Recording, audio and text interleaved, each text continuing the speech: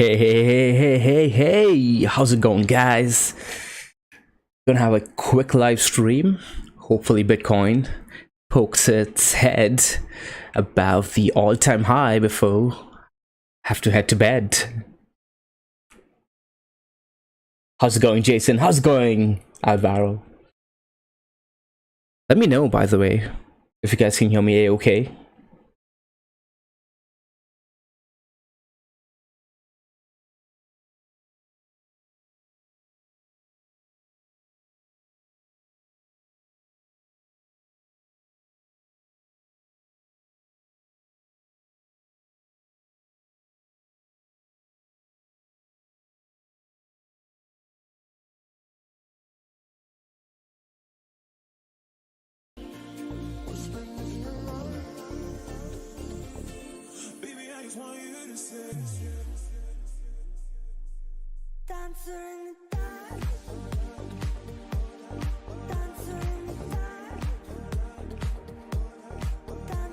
What say we get Krisha on here as well? What say you guys?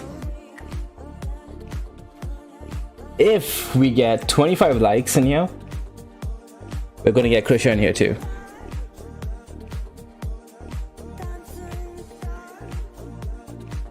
Mock says, are you excited? Excited for what? I don't get it. What's happening? Is something happening? Exactly, AJ. Excited for what? What's happening? The big question is, do you guys want Krisha? Do you guys want Krisha on here? The radio voice, the gorgeous, the beautiful, the love of my life. If you guys want her on here, get those likes to 25 ASAP.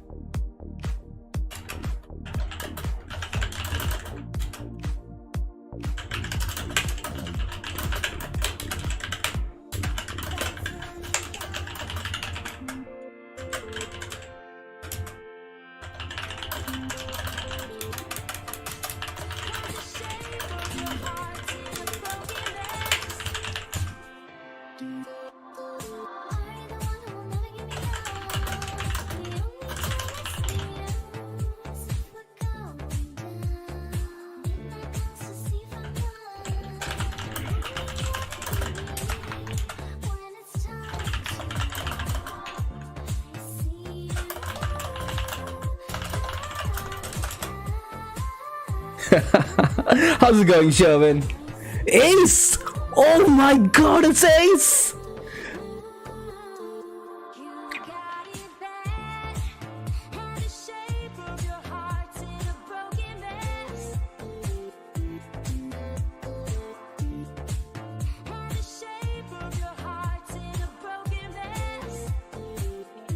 Is the music too loud, too soft? Let me know, guys. Let me know.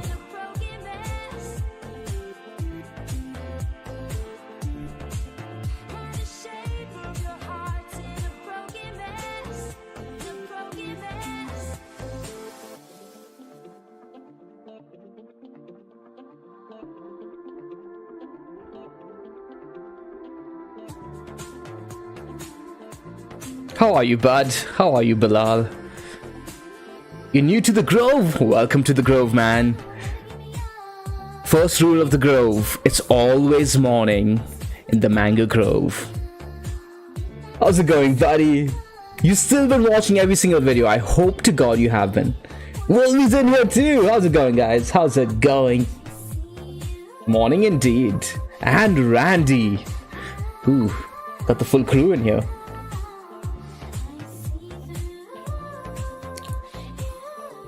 Maybe I should move back to Canada so I could do live streams at these timings more often. Elita's in here too. Oh my god, this is getting good.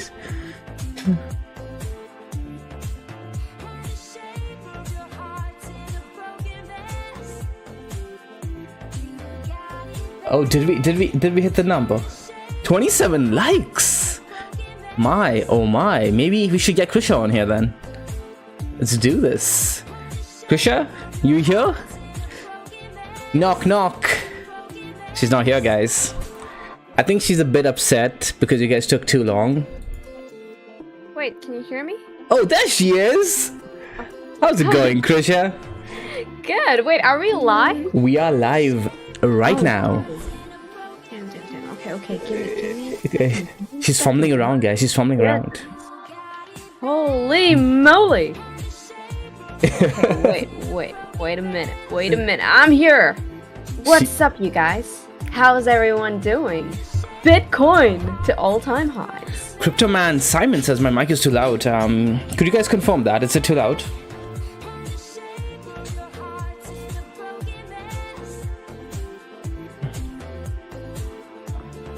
All right, let's get this live stream started. I'm not waiting 15 minutes to watch Bitcoin do its thing. Get Hartham on here too, by the way, guys. Could you guys tag Hartham in the Grove chat and let him know that Sean is calling? I want his button here because we're going to be looking at the lower time frames. Indulge his needs, his cravings rather. Alina says audio's fine. It peaks sometimes. Oh, that's because I lean into the mic because I get excited and leaning into the mic. I really shouldn't do that. Okay, I'll do this.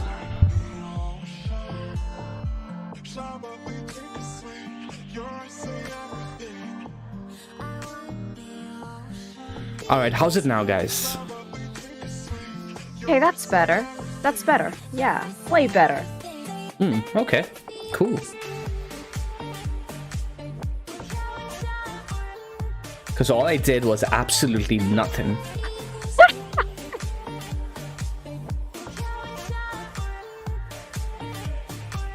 White Madsen says I'm redlining. Yeah, that's probably it. I pushed the mic a bit further behind. Yeah, man, I miss the live streams too. They got really exhausting, but when I don't do these, I feel like I'm not connecting with you guys. I just wish I was an extrovert so I could do these like all the time. Yeah, there are some people that can literally go like throughout, through an entire day just live streaming. I think it's I know. It's like a gift. Like gamers. People think gamers are introverts just because they game, but you see these gamers live stream, like they have marathons, right? Like 48-hour marathons live streaming. I can't even get through 2 hours without getting so exhausted. How's it going, Sach? Alright, Krisha. Let's switch to the charts. Alright, I'm gonna do it. We don't want to wait 12 minutes. That's it, guys. Live stream is live. And we're watching Bitcoin chop out all the short traders and all the over leveraged long traders as well on the lower time frames over here. Honestly, guys, I've not been watching the lower time frames too much, although it's been interesting to watch this accumulation. Ooh, I should show you guys why I decided to just completely ignore the lower time frames for the most part. Let's do this as an exercise, guys. Krisha, I'm going to show the guys here what I showed you yesterday in regards to the monthly. Oh yes, you guys have to see this. Oh, I was sort of blown away. I'm like, Sean. We're gonna go on over to a fresh chart, guys. Clear out the lines. Okay, this is what we're gonna do. We're gonna take a horizontal. Okay, it's gonna be so simple. I'm gonna plot a horizontal right on these monthly candle closes, somewhere around here, right over there. Okay, hope I got that right. Okay, now with that, we're going to switch on over to the lower time frames on the 1 hour. And you're going to see how perfectly Bitcoin has been reacting off that monthly candle closes. Remember what I've been preaching for the past month or so now, where I've been talking about how this is reminiscent to the monthly time frame during October last year, right? Where we said, hey guys, pay attention only to the monthly levels now, because that's where all the opportunity is going to be. And this validated that same idea that we were discussing this time around as well, where the monthly is going to be so key, right? And if you go on over here again, you're going to see the real levels around 58,000, right? I have to adjust this a tad bit to the downside. I can't get it though. It's around 58,000 is something, 58,900. But it's perfect, guys. It's perfect. Clearly, the market bulls have been accumulating across the monthly level over here. Each touch on it has been bought back with confidence, which is why I was telling Hatem too, hey man, don't look at the 4-hour time frame. Just go ahead, keep your eyes on the 4-day and the weekly. In fact, if you go ahead and look at the weekly too, guys, you're going to see how well the weekly bounced off that level right over here.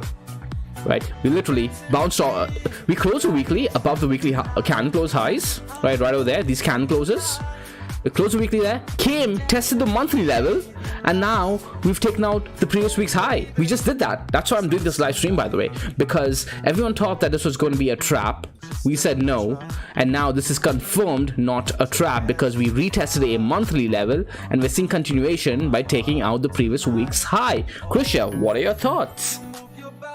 Okay, this, by the way, was a brilliant find. Like, when he actually brought up to my attention earlier today, he's like, Krisha, watch this. And it's usually sort of my kind of trading. Like, this is sort of my kind of TA, right, Sean? Where I track these lines, I get down to those lower time frames, I really drill into price action. I'm like, boom, there it is. There is the meat. But when I saw it today, I was completely blown, because the thing is that now a lot of people, like just in the Grove earlier today, people were like, you know, Bitcoin is, you know, it's on the fence here. And which makes sense why people were feeling everyone was feeling antsy because of the kind of wick action we're seeing on those lower time frames. Right? But if you really have to sort of take those high level horizontals, smack it on like what Sean just did, drill down onto your lower time frames, and when you see this kind of strength along those high level regions, I mean, this is showing that Bitcoin has picked a side, right? And it's so obvious, like it's picked a side. Yep. The side is the bullish side. The bulls have control over here, and that's why, guys, like, do what Sean just did. Keep it high level, keep it high picture. In fact, slap your horizontals. I always recommend people doing this, wherein you slap your horizontals on those higher time frames and then drill down onto your lower time frames. That will give you a really, really good tip off on who's in control here. Yep. Right? And right now, it's the bulls. Hell, the bulls have been in control, according to Sean's chart, for some time now. Right? Look at how perfect this is, Krisha. Like, if I zoom in onto the monthly, right, and I get the exact level, which is, again, like I said, 58,791, right? That's the pretty much the exact monthly close level.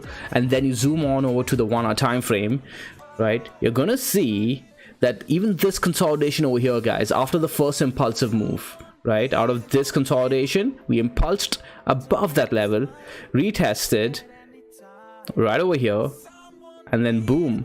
Every opportunity down there after was a accumulation opportunity.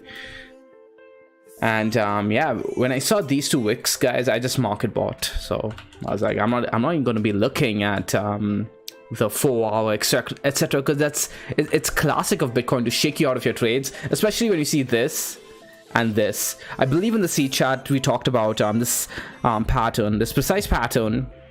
I believe it was last week, where you see Bitcoin shake out both sides, the longs and the shorts.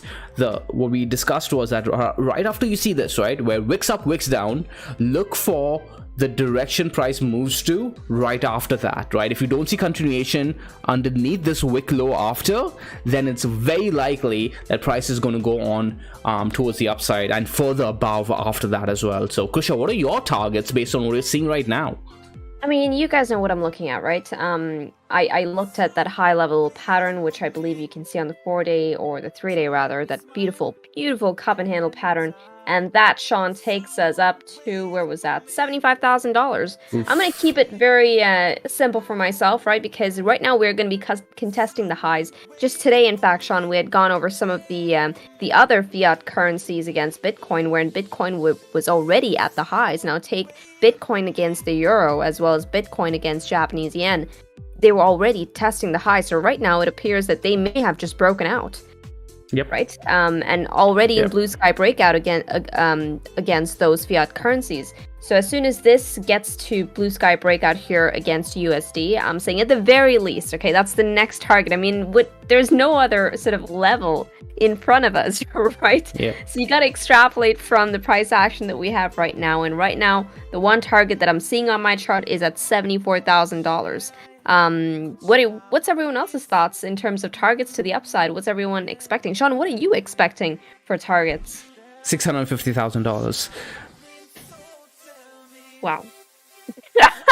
You asked, you got your answer. Tommy's in here. How's it going, Tommy? But I'd really like to know what you guys think. Kusha's right. Let us know in the chat what you guys think. Type your numbers down immediately. Is it underneath 650,000? Is it above? Is it like slightly above 650,000? I'm sure most of you guys have a similar target around those numbers. Mark is like 0. Jesus Christ. He's like a high-level contrarian here. We Winnie know- the Pooh says lol. We know who's been shorting now, guys. Winnie the Pooh asks, do you guys conceptualize the time frames in terms of frequency? That's how I like to think of it. The fast wiggly time frames versus the low and slow moving time frames. I'm really interested in picking your mind on that a little bit more. If you're on the Discord, you could share a little bit more on how you conceptualize it. But I essentially use time frames for trend analysis, right? It's essentially a lot easier to play support and resistance that way as well. But yeah, trends, that's what time frames help you with. She was like, Mark, did you say 0? Question mark, question mark, question mark. Johnny's being really bad. She's like 120,000 tops the cycle. Oh goodness. Tommy and I are on the same page, so that's good. Tommy, props, bud, props. Willie says 1.2 million.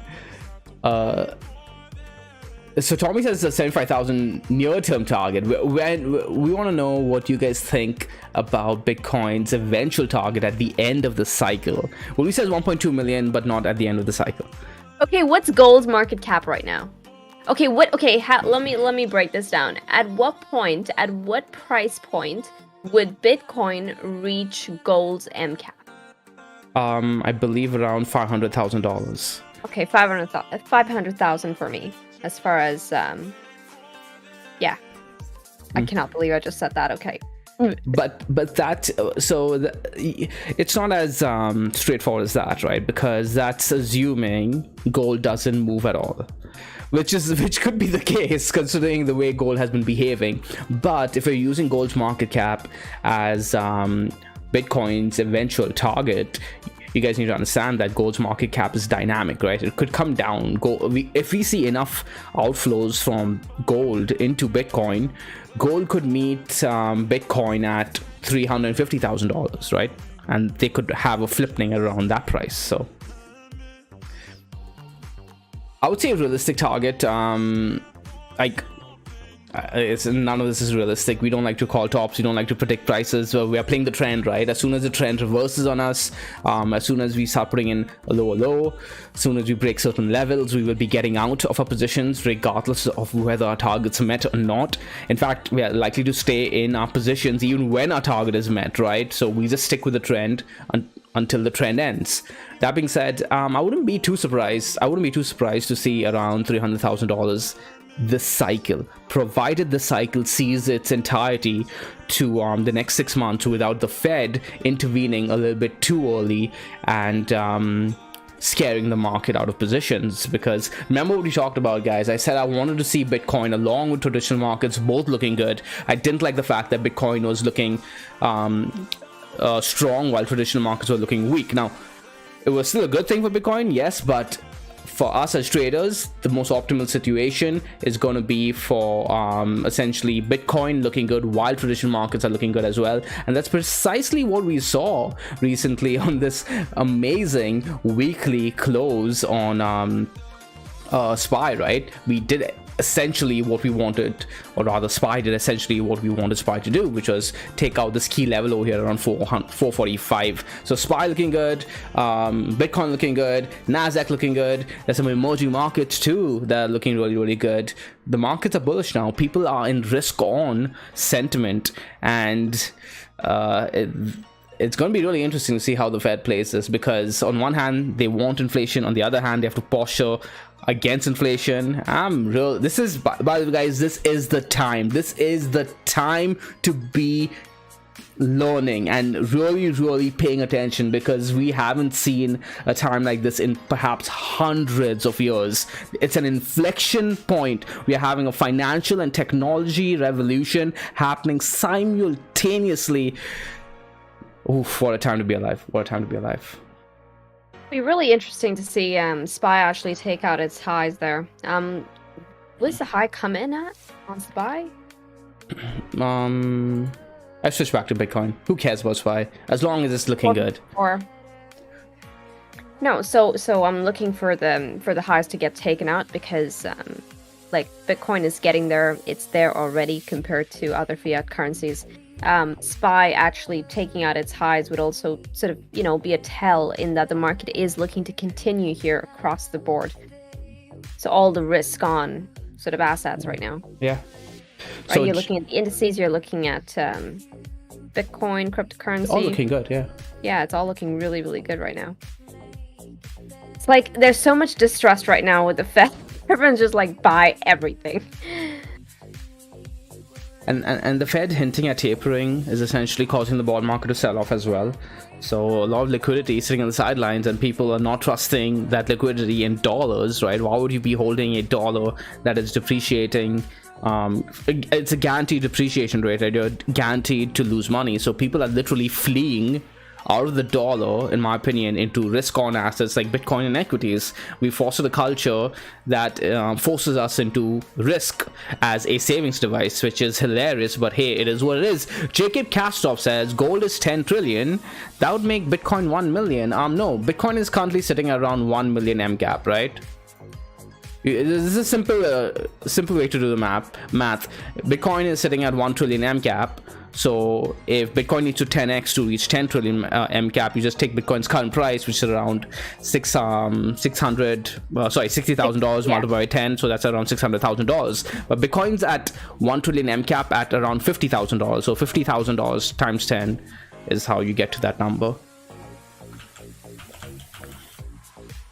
Because, my logic behind that was, the fact that in the next cycle, Bitcoin becomes the hardest asset on the planet before gold. Right now it's still gold, but as soon as the next halving really hits, Bitcoin takes gold's place in that regard. So that's why I was looking at, gold's MCAP. But yeah, I mean... No, I think that's a good way to look at it. I think gold is the first flippening that people should be keeping an eye on. But the big flippening, in my opinion, is when Bitcoin goes after the bond market. There's around, I believe, $150 trillion of just sovereign debt globally, right? But I think there's like $400 trillion of like debt period across corporations, etc. I'm not sure on that number. I have to double check on that, but there's a lot of sovereign debt that could be tapped into, where people are holding debt that they may not want to anymore, right? Exactly, but either way though, I feel like that next cycle is going to be so interesting to watch this all unfold. Winnie the Poop says, also the ProShares ETF is just an interface to CMEs, which has been around for a while. If anything, it might just decrease volatility. Yeah, I agree with you in that it's not as big of a deal as people are making it out to be. It just adds a little bit more, a lot more legitimization to Bitcoin, right? Credibility onto Bitcoin is now even stronger because think about the battles Bitcoin has faced this year. the first battle. Oh, Bitcoin is heavily centralized in China. Most of Bitcoin's mining is in China. Well, China went and banned all Bitcoin mining. Bitcoin took a huge hit to its hash power, network hash power. Bitcoin still survived. Bitcoin won that battle. No one can say anymore that Bitcoin is centralized in China, right? So that battle is done. The next battle was, hey, governments will ban Bitcoin. We're just waiting for the states to ban Bitcoin. It's coming very soon. And now with this, that is out of the window too, right? Because we just got approved for an ETF. So the credibility is there now. The next big thing that Bitcoin could,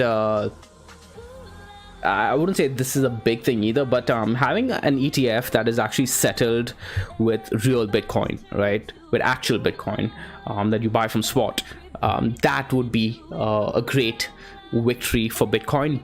But it's when we have another country that says, hey, we just put Bitcoin on our balance sheet, kind of like what El Salvador has kind of done.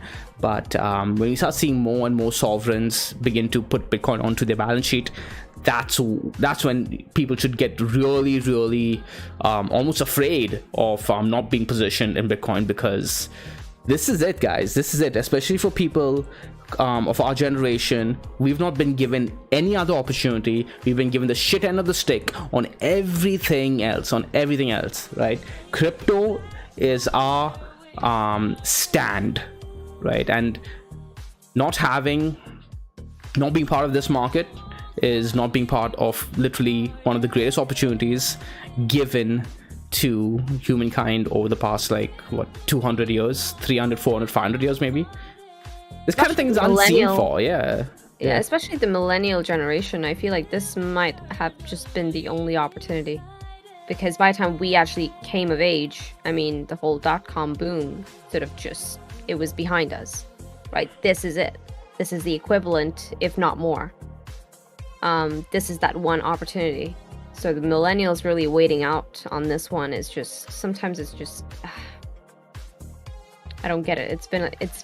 It has enough hype now. I think it's come to a lot of people's attention, at least in my social network.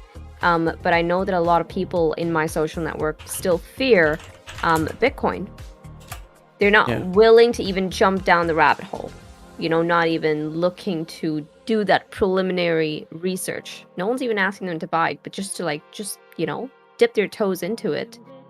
Into the research behind what it actually is. And speaking of what it is, Mango Research, we started off as a fundamental portal, and it's still there, it's still up. But for those of you really, wanting to learn more about the underlying infrastructure and everything about Bitcoin and blockchain, definitely suggest checking out the Mango Research website, because Sean's got some amazing, so simple to read, simple to understand articles up there with very cool analogies, like analogies that everyone can relate to.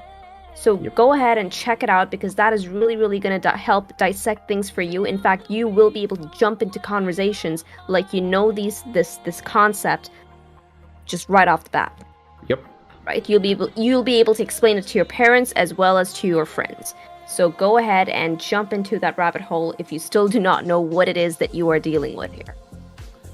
And also, guys, if you are interested in me doing more content around fundamentals and just my thoughts on things outside of trading, and more in regards to an investment thesis for the longer term trades, right? For 5 years down the line, 10 years down the line, whether it be Bitcoin or the narrative for Ethereum, Solana, etc.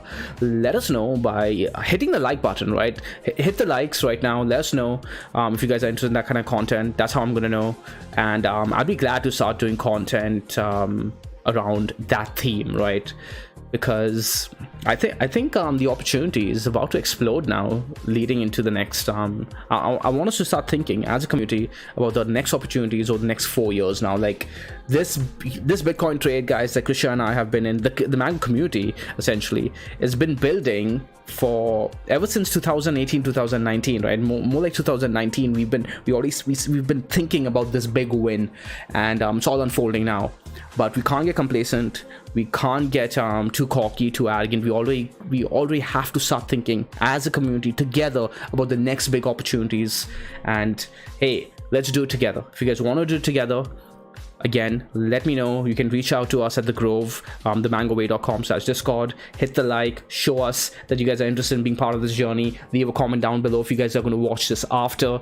But depending on the engagement that we get from this, the response that we get from this, we are happy to cover content, the kind of content that we were interested in covering when we first started Mango, fundamental content, and we kind of stepped away from that.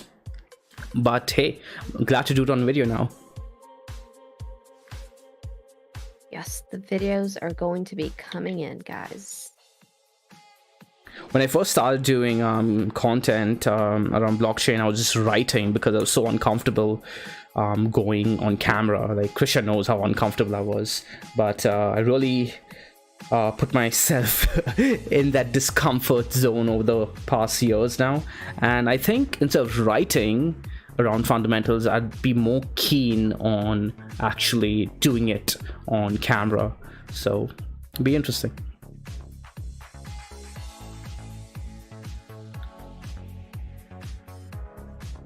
I want to check out Bitcoin dominance, Sean. Are you down? Yeah, let's do it. Let's do it. Bitcoin dominance. I want to see where the altcoins are at. Like today we covered Harmony 1. For those of you actually interested in Harmony 1, that's actually one of the better looking charts right now. I definitely suggest going and checking out today's analysis that we did on Harmony 1. Jesus. Check it out. Bitcoin dominance getting back all the way almost to the top of its range now.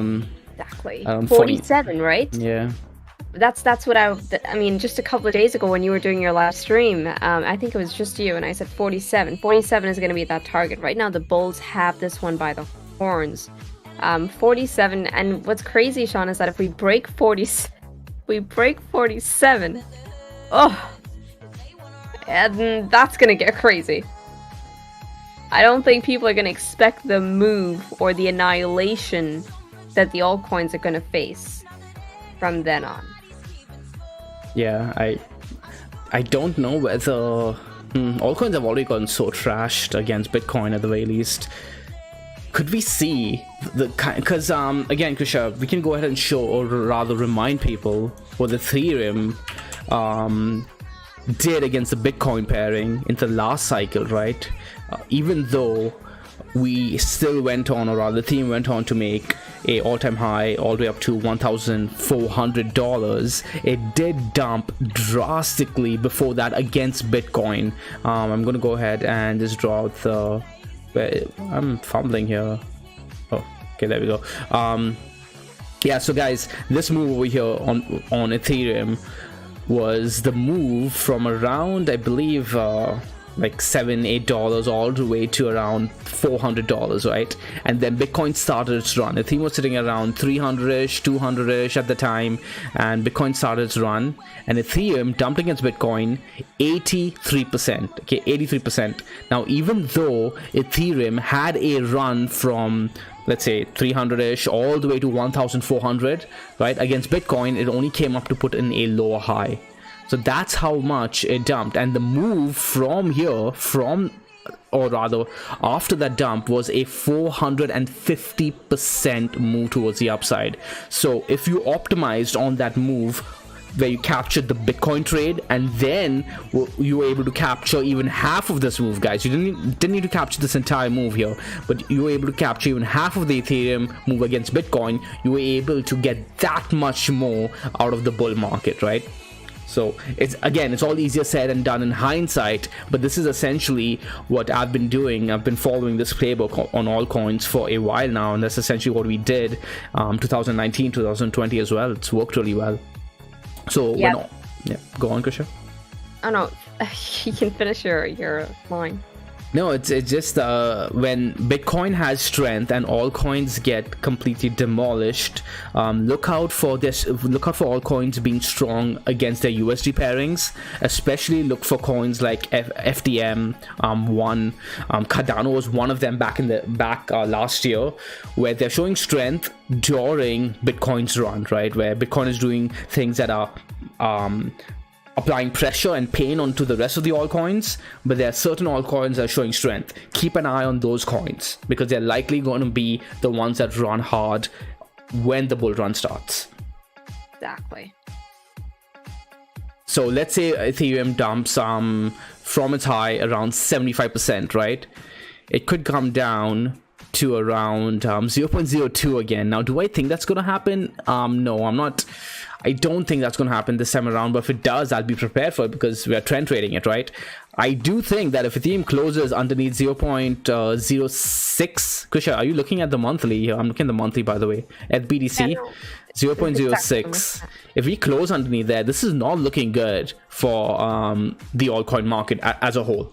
Ethereum needs to hold this level because we have literally the M-like formation right over here. This is the classic top-like formation. Ethereum is going to have to do a lot of work to reverse this because people will be selling into that.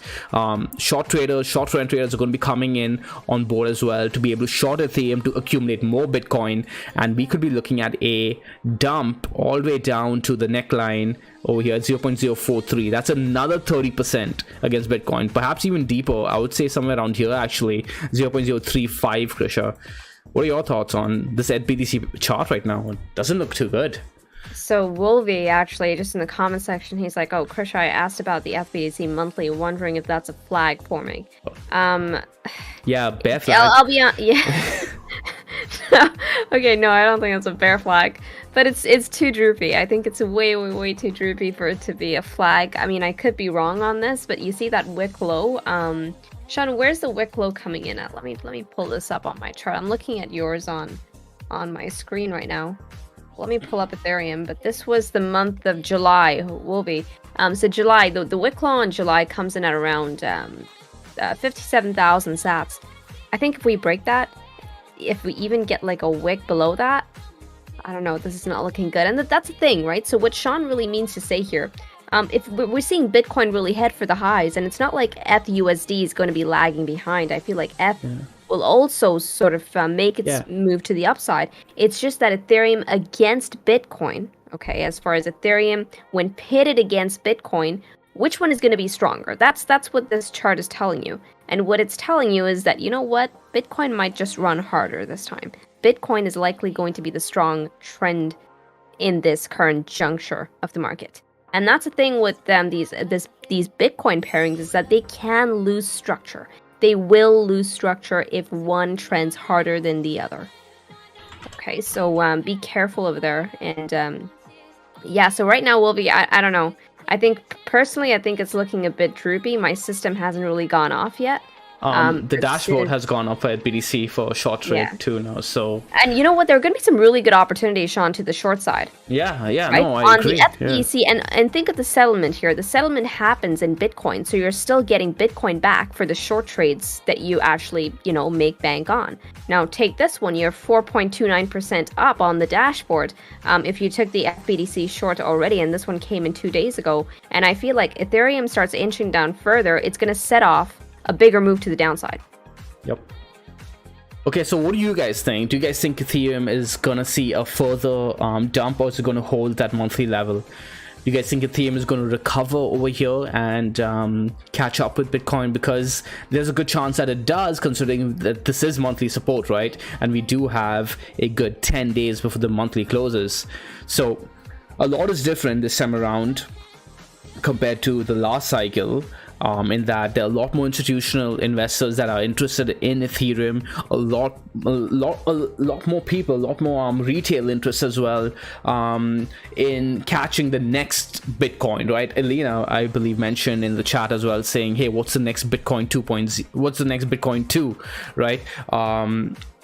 And I think people are gonna want to get exposure to Ethereum in hope that it catches up to the Bitcoin price, because they think they missed the Bitcoin run already. So there's that narrative going for Ethereum, and in a bull market, things could actually swing the other way. So what do you guys think? Does Ethereum hold this monthly level, or does it break down over here, and does Bitcoin absolutely destroy it before there's not enough sellers left in the Ethereum BTC pairing, and that's when Ethereum runs? So I'm going to be playing for the latter because there's more opportunity over there.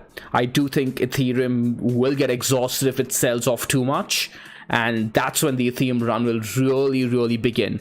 My ideal scenario is Ethereum really dumps against Bitcoin, because Bitcoin moves really fast and people aren't positioned for it. A lot of people are fleeing Ethereum. Ethereum runs out of sellers, and that's when it combines with the institutional interest, with the retail interest. People are looking at the USD value, and the BTC value bounces only to put in a lower high against Ethereum, against Bitcoin, because yet again, Krisha, Ethereum got closer at level where if it broke a key level, it would have gone ahead and flipped Bitcoin, right? Bitcoin's market cap, but it didn't do it. It ended up putting in a lower high again, structural lower high.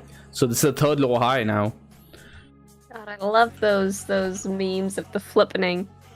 Always gets me. And it came so close. Remember the last market? Like, oh, that was a crazy time.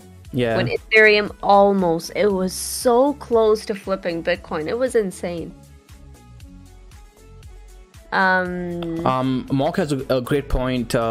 He mentioned, he said, look at BTC against the daily dynamic, and yeah, he's right. There's a good long opportunity over here if we do flip the dynamic over here, but we haven't done it just yet, Mark. So this could keep going down, but you just wait for that to happen, and that's when there's going to be a nice, essentially a falling channel trade, at the very least a bounce play, and it'll be a strong bounce too. Yeah, that's the thing about Ethereum, by the way. When Ethereum actually starts moving, these are like, it gets super volatile, and it does not really give people a chance to get in.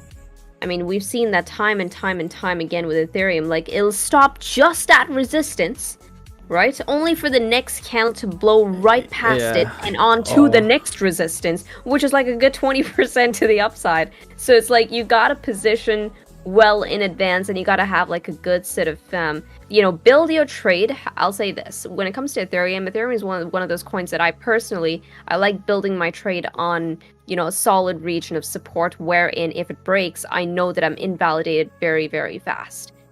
Yep. Krisha, Hartham's in here. How's it going, Hartham? Oh, what's up, man? Not sure if you caught the beginning part of the stream, but we did give you a shout out, and we have Claudia in here too. How's it going, Claudia? Lindeka's in here as well. What's up? Where is she? I missed her message. Lindsay. How's it going, Lindsay? How's it going? And we have White in here too. Chills. Oh, right. My bad, Robert. Thank you for letting me know. Yeah, you can see I'm an amateur. My bad, bud. I think Alvaro says, I think ETH is very solid. I think it will be just under Bitcoin. You know what? Ethereum actually has like a lot of mainstream interest right now, especially with all of these like guys with big freaking pockets. Everyone's just talking about Ethereum. There are some that have even, publicly just come out and said that I own 90 something percent Ethereum. I mean, it's all like, yeah, I think Ethereum is the crowded trade at the moment. Yeah, very interesting, very ballsy to be, and it's like 5% exposure to Bitcoin from their entire portfolios. Hey, Raghav, don't spam. We'll get to the altcoins in a bit. We'll get to Solana, man. Yeah, we'll get to Solana. Don't worry, we will. Sol is on my list as well, buddy.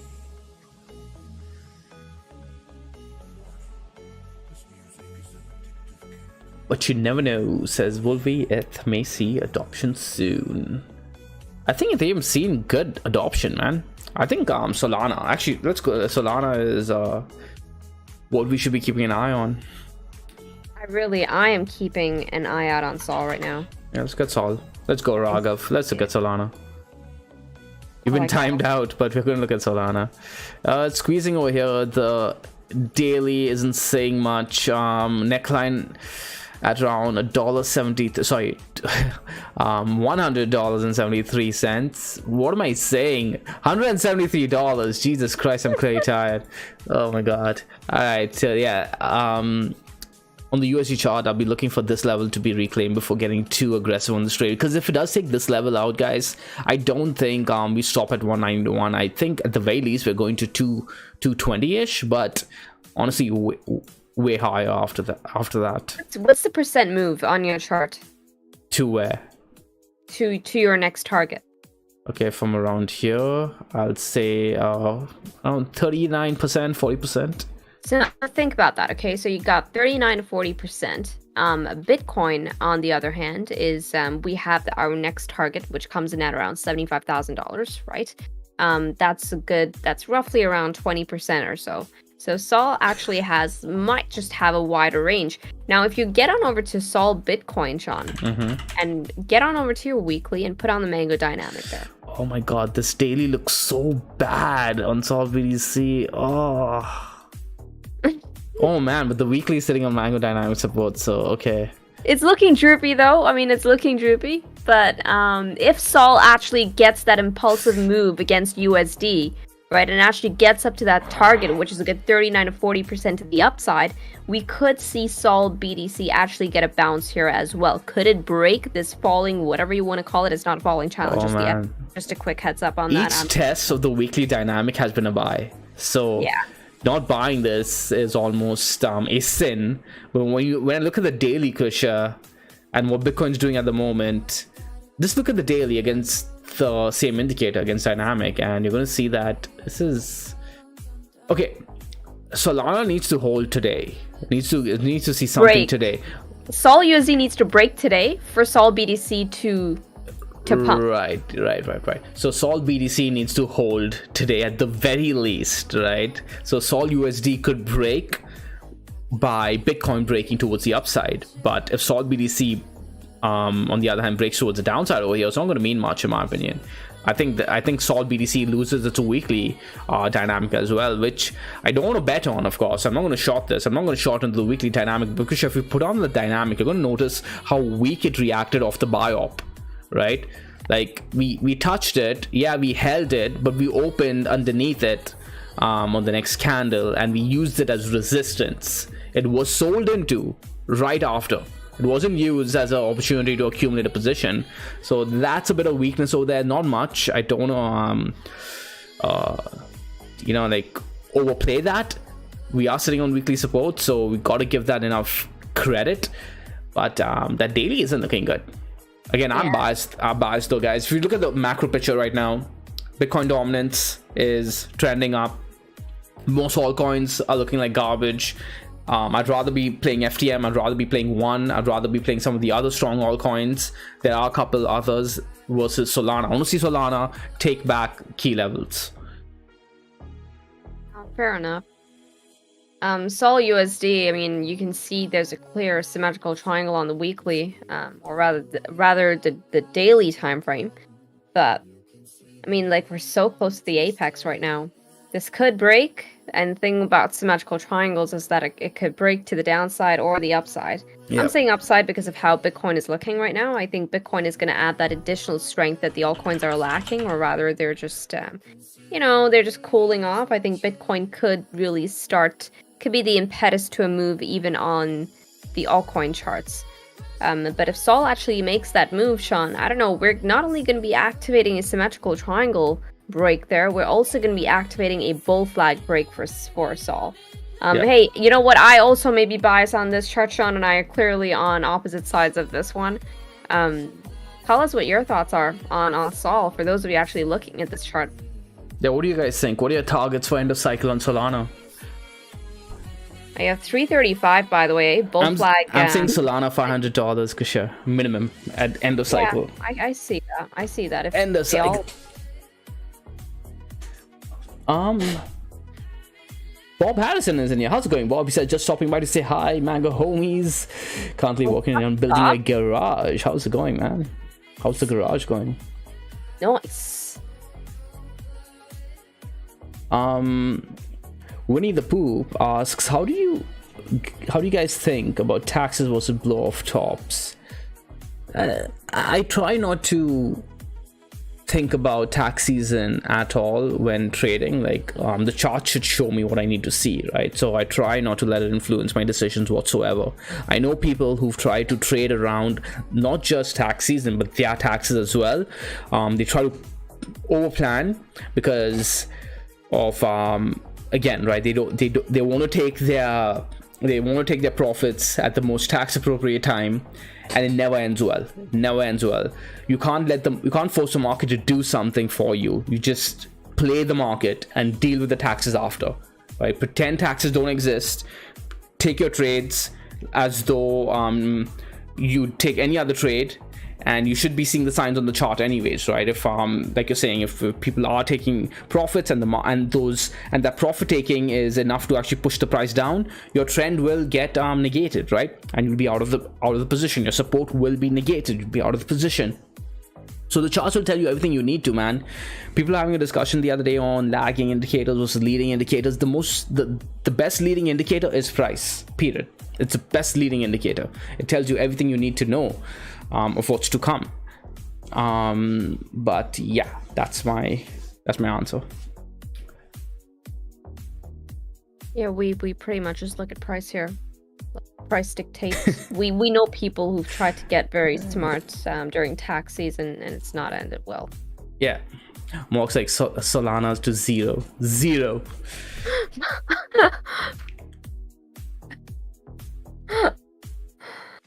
Oh God.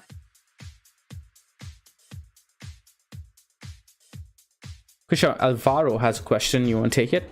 Yeah, I'm actually just reading it. I'm reading it in my head. He says, guys, I have a question. I started trading about 7 months ago. The first 4 months were horrible. Last 3 months changed a lot. New method, more mango. Yay!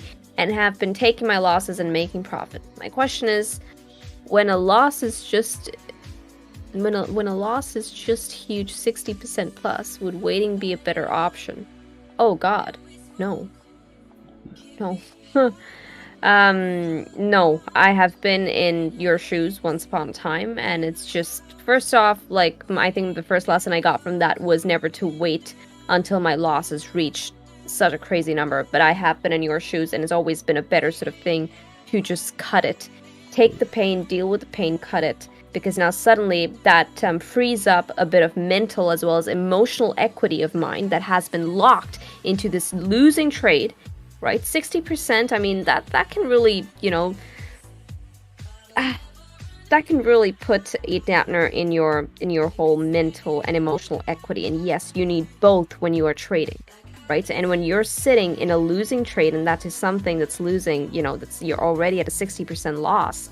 That takes up way too much. Now suddenly, I'm not even thinking of other trades. I'm not even looking for other opportunities because I'm too fixated on this losing trade.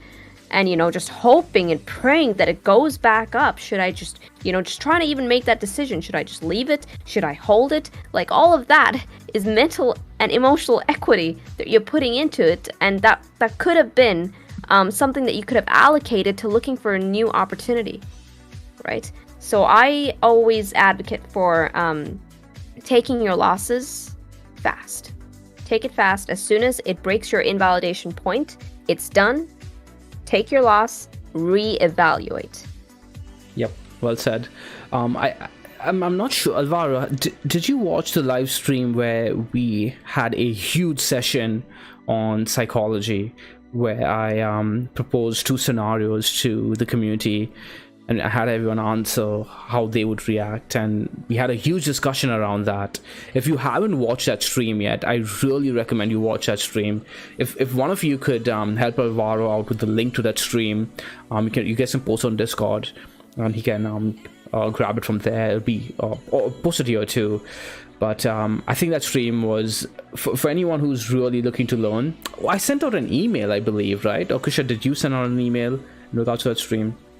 I think it was me. I think you did. Yeah. I think but yeah, if you guys are really looking to trade, right, I highly recommend watching that stream. It will expose a lot about yourself.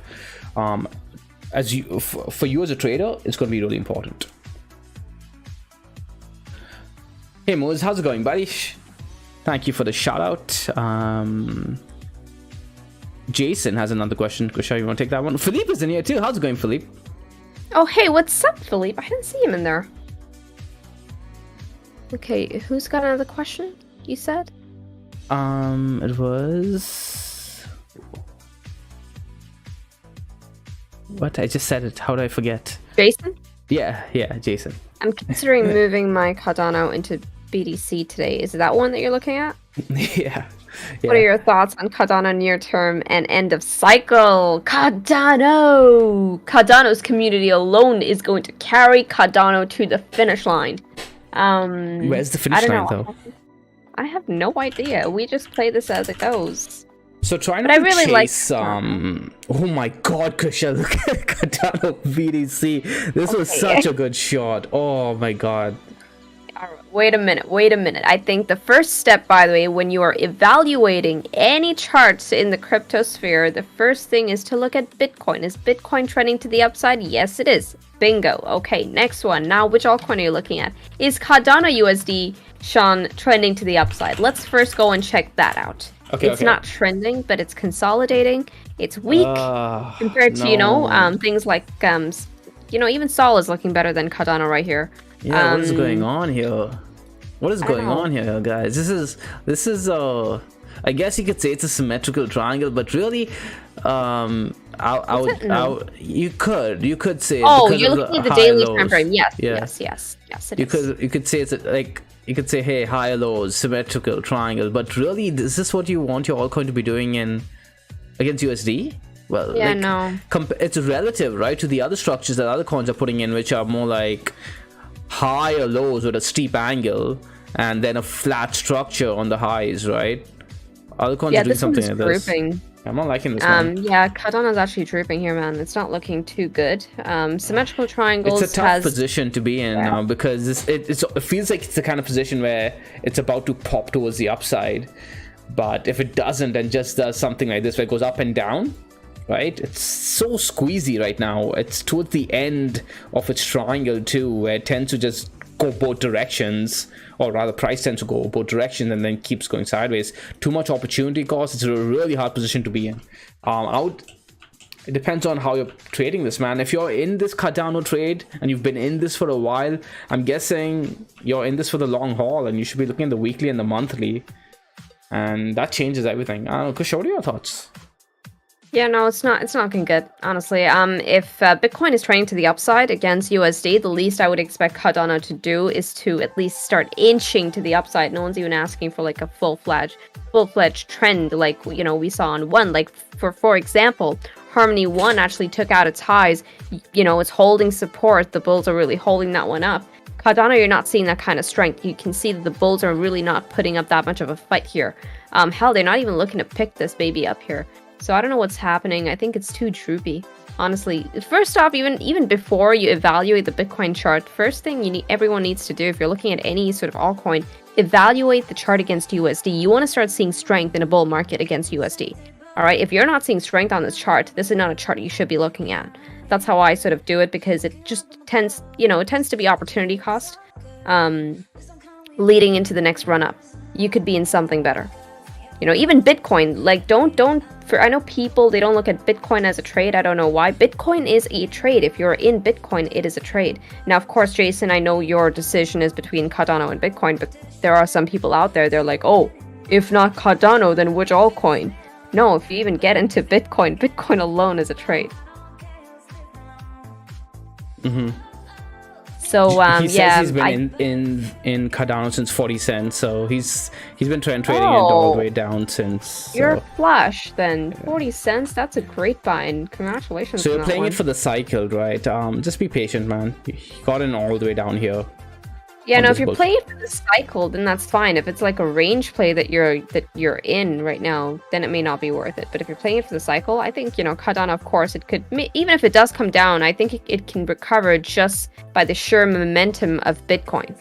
If Bitcoin starts breaking its highs, I'm not going to expect Cardano to be a laggard for too long. Even if it decides to be a laggard here, it's not going to stay like this for too long.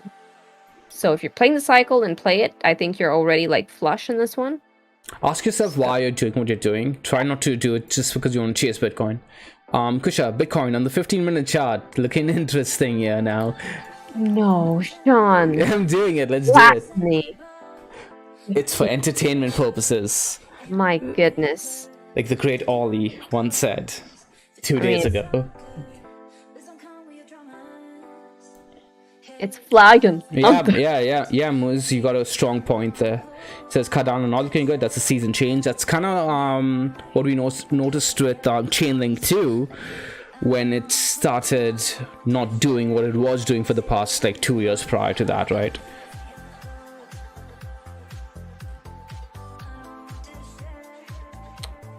Bitcoin. There are easier ways to use a heart attack. The 15-minute chart is not one of the best ones. Let's do 5 minutes. Let's go.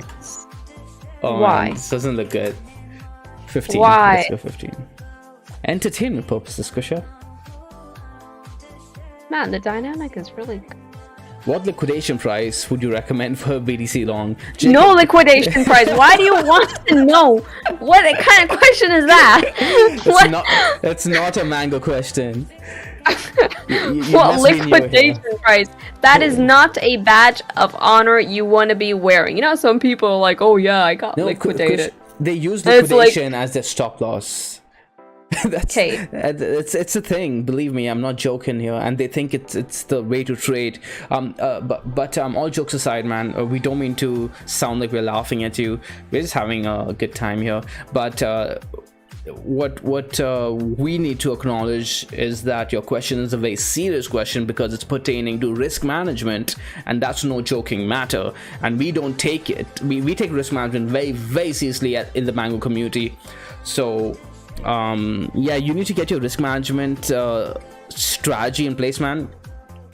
It's a lot more nuanced than just asking, hey, where should my liquidation price be? Like, I wish we could have that discussion a lot more in depth, but today is not the day for it. We're really tired. We should do it on another live stream. But yeah, try and watch our older videos too. We do discuss this a lot.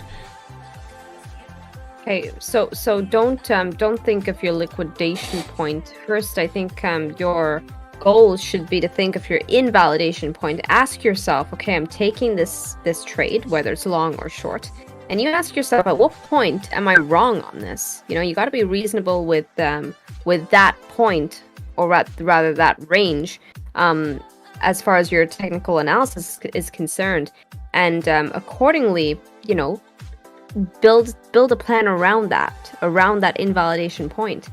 So that way you know, that way you're safe. If price actually goes the opposite direction of the trade that you took, you know that, hey, you know what? Maybe I'm wrong on this trade, and we have all been wrong on trades, and it's okay. You know, it's just about taking that loss quickly and getting out of it. But have your invalidation points in place. You do not want to be getting liquidated. Liquidation is what? Your account goes to zero. Why lose money like that when there are ways in which you can actually start quantifying your trades? You know, there can be a system to this. It doesn't really have to be a gamble. Yeah, that's a good point. Kusha made there. Your liquidation, you shouldn't have an arbitrary number for your liquidation point. It needs to be a number at the very least where you are wrong. Preferably, that number needs to be lower than where you are wrong on your trade, right? You need to be able to get out of your trade. You shouldn't be getting liquidated to begin with, man. It's just never get liquidated, guys. Just don't get liquidated. Put your stop loss way higher than your liquidation point.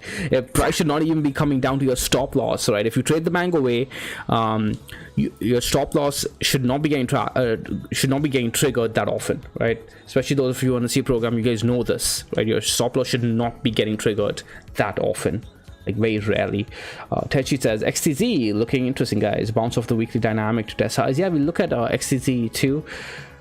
James Houston is here. He says, hey guys, Jimmy the Skunk here, enjoying the stream. Did some portfolio rebalancing in my pension savings this week, taking the Mango learnings to heart, getting rid of poor performing equities with a smile, and rotating into stronger stocks. Indeed, by strength. That's awesome. How good does it feel? Yeah. Like, how liberating is that? Yeah, that was one of the biggest things I could have done for my trading career, was to move away from the urge to buy weak assets because you think they're going to bounce harder than assets that already moved.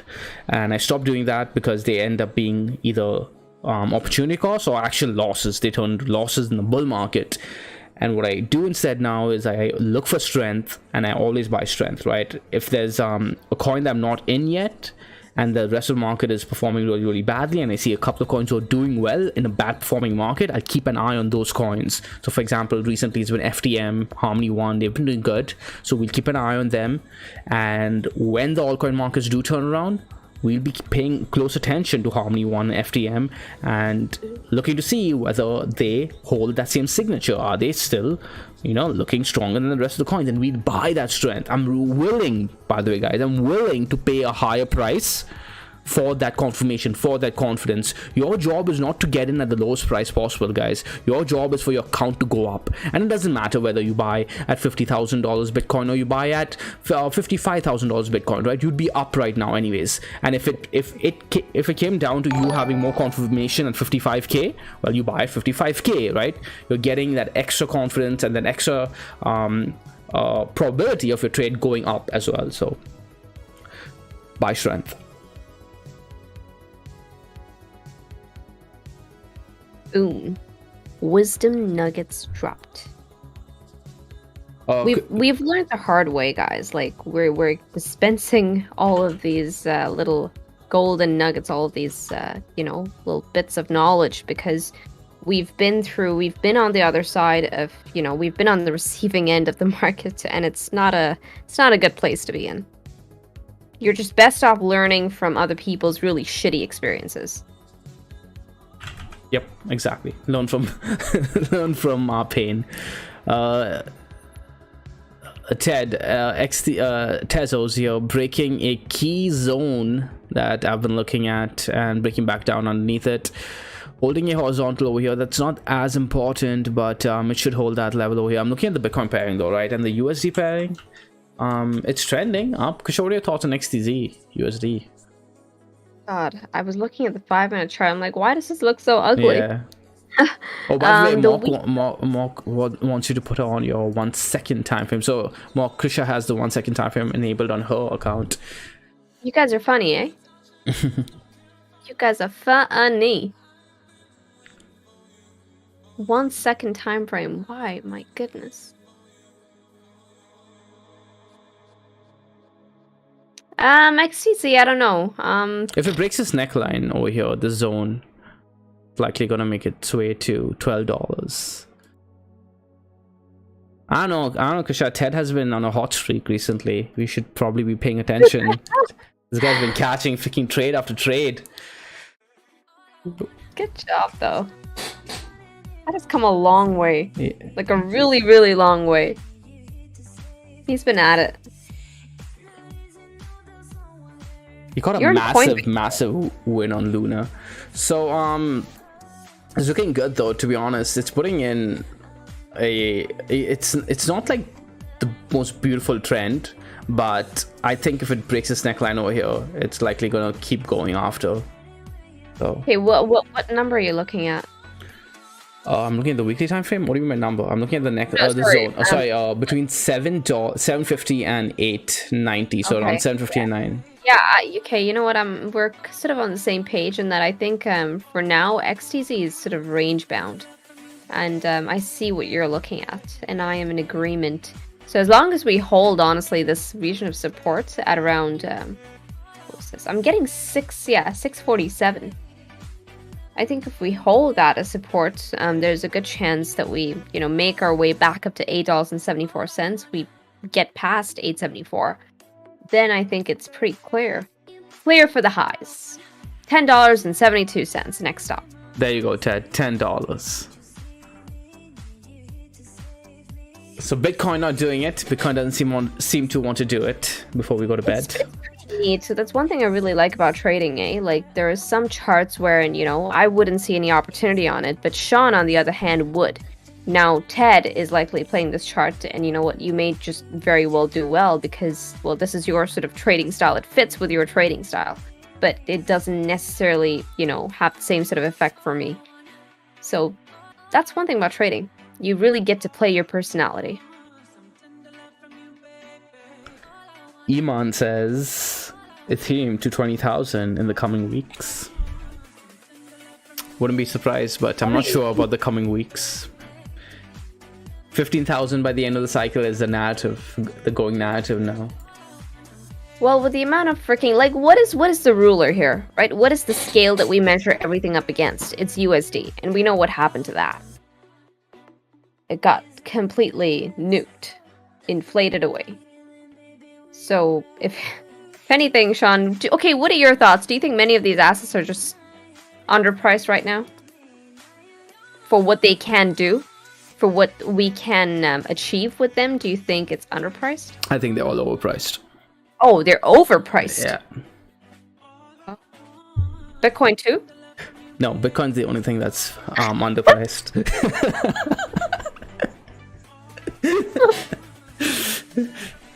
Bitcoin's definitely underpriced.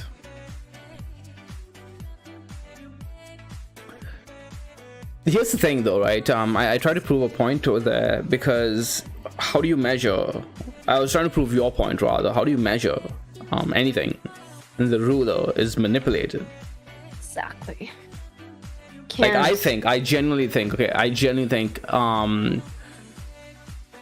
these altcoins are overpriced. You know why? Because my scale, my measurement, my ruler is the Bitcoin charts, right? You guys now kind of know why I'm always looking at the Bitcoin page, because this is how I measure life, guys. How's it doing against Bitcoin? And if things are being priced at this price over here against Bitcoin, it's overpriced, right? I don't think Ethereum has done enough to be sitting relative to Bitcoin at this price. Now, against USD, it might be undervalued because USD is a shit show, right? But against Bitcoin, it might be a tad bit underpriced, Ethereum. Similar to a lot of other coins. Which is why they're going to get repriced now, right? This in a fair market, in a fair free market, things will get repriced to where the market thinks they should get to, and you get to now trade the upside again. Remember, Kusha, we were playing Ethereum on the USD pairing on the monthly time frame, right? The monthly time frame all the way back last year, and Ethereum was sitting at 0.025-ish Bitcoin, right? Somewhere around here, right? Look at how much it's moved already against Bitcoin. Again, I'm not a regression to mean kind of trader, but it's expensive now. It's expensive. Well said, Johnny. It doesn't matter if it's overpriced or underpriced. The only thing that matters is the current trend. Yep. Which is why I wouldn't mind buying Ethereum over here if the trend was still towards the upside. And at the moment, the trend is down and it's overpriced, so not a big fan.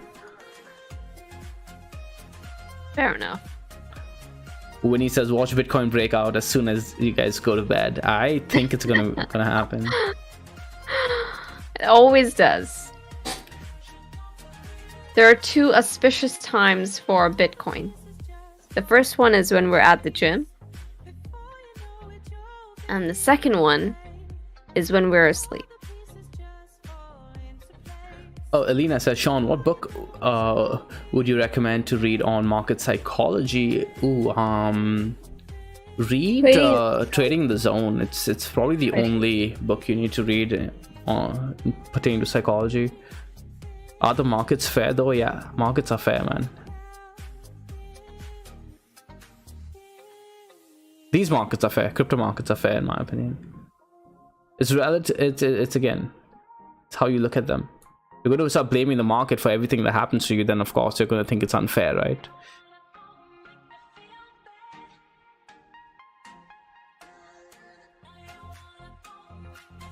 Lindsay asked to Sean, when are you writing the psychology book? I should write a mini psychology book, or I should do like a mini series on just psychology for you guys. Like we could do it, we could like dedicate 1 month where we just come and talk about topics pertaining to psychology, or rather the experiences that I've had at the very least.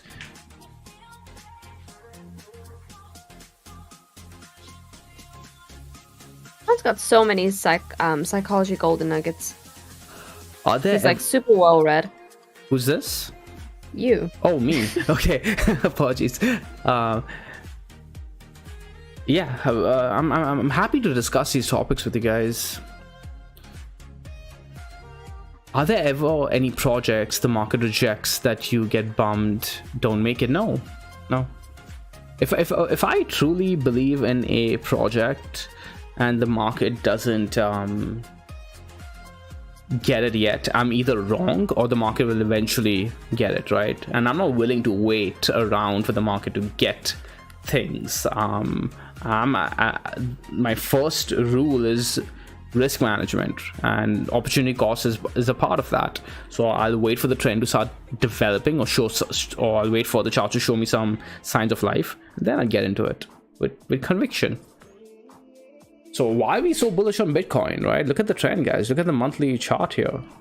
Look at this. This is a freaking... It doesn't get more bullish than this, man. A beautiful chart. Hey, Jacob Katsoff asks, do you guys like turtles? Teenage Mutant Ninja Turtles? Yeah. Or Turtles the NFT? There's an NFT? I don't think he's talking about that. He's talking about Teenage Mutant Ninja Turtles. Yeah, I was a big fan. Michelangelo. Okay, was my favorite character. now you gotta clarify, Jacob.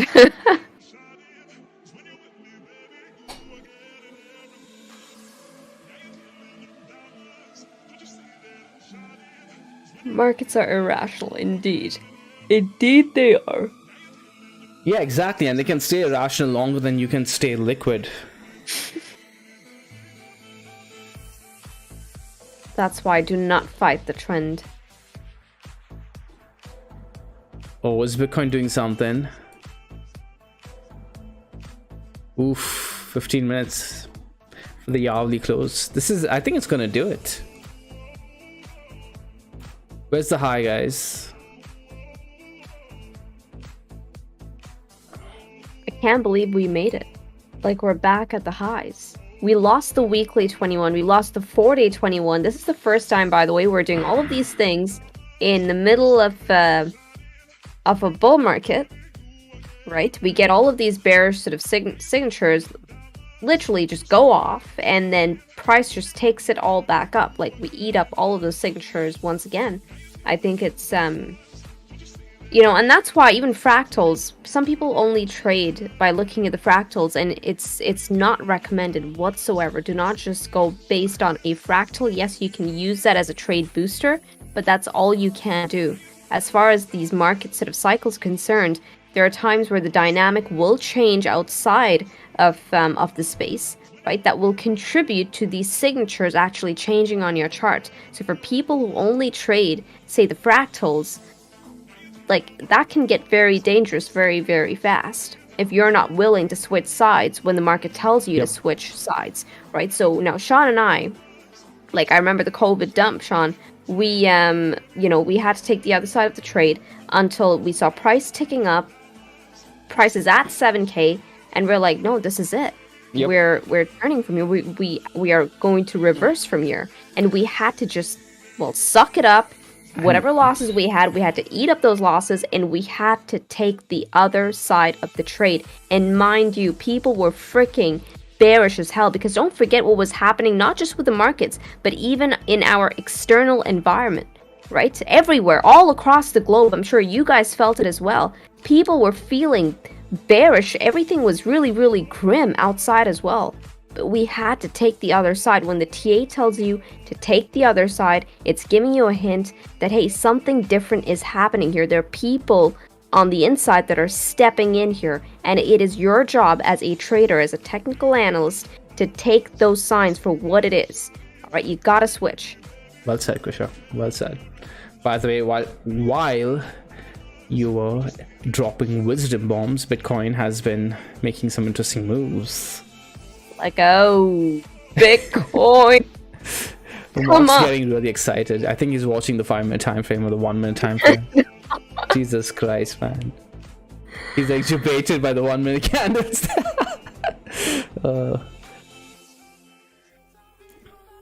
What?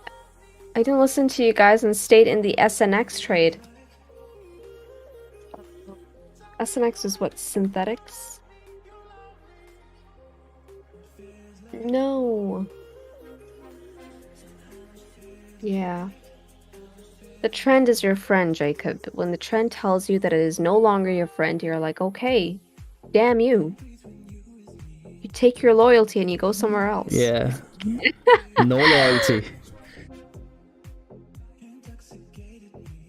You know, you should be a high conviction trader, but when the trend drops off, no loyalty whatsoever, pack your bags and leave. No emotions, no loyalty. That is the Spartan way.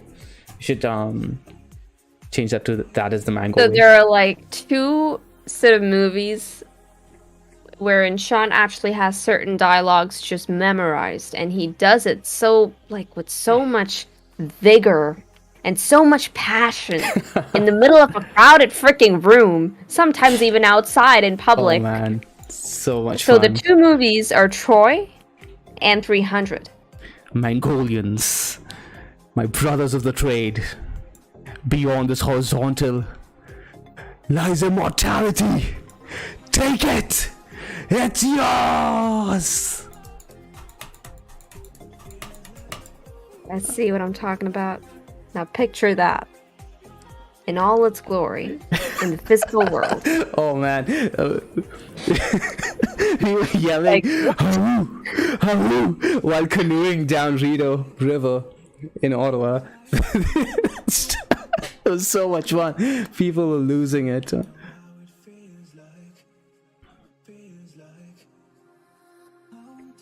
Gotta have fun with it, man.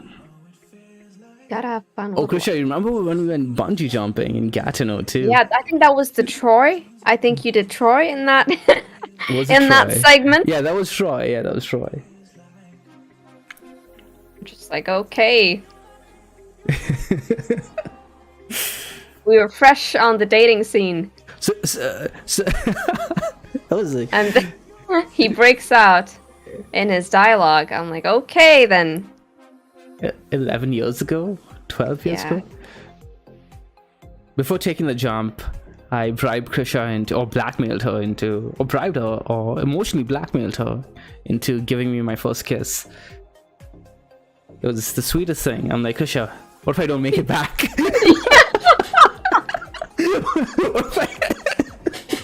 What if she fell for it, guys. Wow. Oh my god.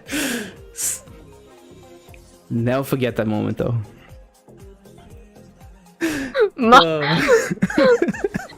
Mark is having a great time here today. Hey Jayesh, how's it going, man? So guys, what's the all-time highs across all the exchanges? It's sitting around 65,000 on Coinbase. What about let's have them all here. Okay, so all-time highs on Bitstamp. Let's go ahead. Let's go take a look at those highs there. Okay, so Bitstamp, I believe we have 64,895. Okay, so pretty much the same thing. Okay. Right. Coinbase, we got 64,899. Oh, 64,899. Okay, that's still on. Wait, no, is it? Okay, somewhere around there. Right. Let's do Binance, but that's gonna be a USDT. Whatever. 64,854. I believe we've broken it. No, not yet.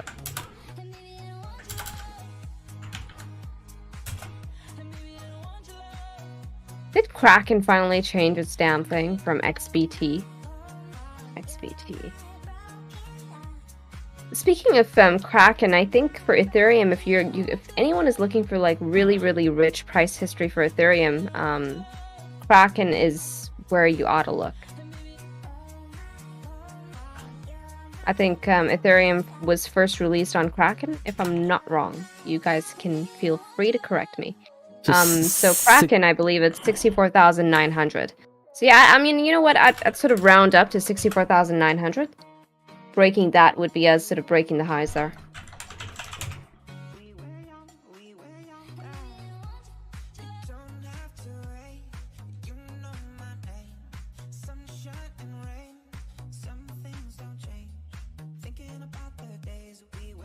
Okay, so Binance, I got Binance marked out and Coinbase marked out. And you Okay, said and Kraken is 64,900. 64,900. Yeah, like on the dot, like to the decimal. You gotta love that. You gotta love the symmetry on that. Love it. All right.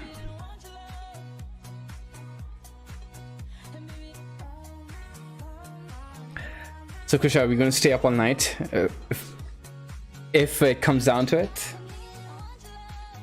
Yeah, I'm down. No, no, I'm going to bed. You can stay up. You can wake me up with Bitcoin bricks all-time high. Because we are 1-0 short of the number I'm looking for Bitcoin to break.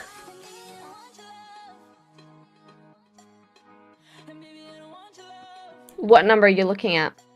Another 0 at the end of the all-time high. Fair enough.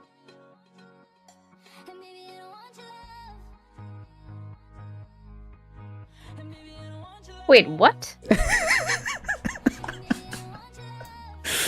Oh god, Kisha. Sean is actually like, he's serious, guys. $600,000. You know, the 650,000. last time he had. Sorry? 650,000. Okay, sorry. 650,000. Apologies for that little hiccup there. But okay, 650,000. I think the last time he had such a ridiculous target was actually at the 3K region. We had just about started doing these videos, and anyways, he gets on to the video. He's like, guys, 14K Bitcoin. And think of how bearish everyone was during that juncture. Like, for anyone who was here during that last bear market after the 6K dump, that 3,000 region was pretty freaking excruciating in terms of, you know, how long it sort of lasted, and people were looking for $1,900 per Bitcoin, $2,400 per Bitcoin. Sean is sitting there at 3,000 saying that, guys, next up 14K, right? And I'm like, seriously? And everyone laughed, me included. And voila. A monthly time frame, man. But that was crazy though. Like, how did you? I don't know. Even I would not have guessed. Like 14. The monthly time frame was telling us everything we needed to know. The monthly and the weekly. We won weekly 200 moving average. We started taking back the monthly 55, I believe it was. Like that happened a bit later, but there were other signs, right? There were so many other signs. People were just getting so tunnel visioned on Bitcoin dumping down to 1900 because there was this dude, you know, similar to how at the moment we have Plan B, right? Again, no disrespect to him. In fact, a lot of respect to him. But you know how there's a big narrative around the stock to flow model and Bitcoin reaching so and so targets. Now, again, I want Bitcoin to reach those targets, but at the time there was something similar. I'm forgetting what it was called. Krisha, do you remember what it was called? Some theory or something? I don't know, I'm forgetting. Perhaps you guys can help me out over here. But he was shooting for Bitcoin at $900, right? And everyone believed it. And it was a big bandwagon narrative, along with NBT, right? On-chain 2 back then was a bit new, and people are getting overly bearish in my opinion. And if you just use the simple TA, we were sitting on the weekly 200 moving average. You're not going to get bearish on that, period. So it's really about evaluating. If you ever find yourself in instances like that, and you likely will, if you intend on staying, you know, if you intend on just, you know, staying in the space, not just the space, any space, and you want to be a trader, you're gonna, you know, be faced with a decision at one point where, you know, the market is overly bullish or bearish, and they're looking at a certain target, and it's really about, you know, asking yourself, is it worth it, right? So we actually had to wait at that point when the TA was telling us that, hey, Bitcoin is still very much in its phase of in its range of consolidation. Everyone's calling for these really, really low numbers, 24. And sort of, when you're just looking at the numbers, it seems like a big sort of range. But when you really do the percent drop, you realize that, it's only like a good 20%, 25%, maybe even 30% max. So it's really about evaluating that and then asking yourself, what's going to hurt most? You basically losing out on that 30%, or if price really pumps from here and pumps hard and breaks resistances and the trend flips on you. Yep. What is hurt? Right, so sometimes you really got to take a step back and evaluate that, the cost to reward.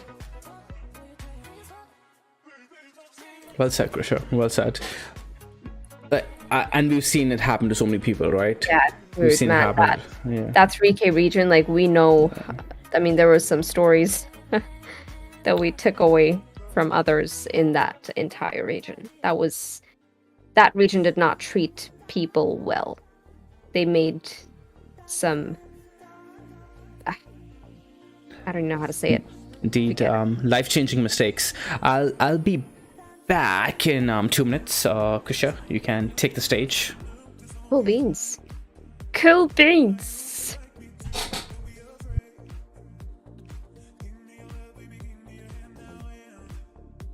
So tell me, guys, how many of you think Bitcoin is actually going to get to Sean's target of $650,000?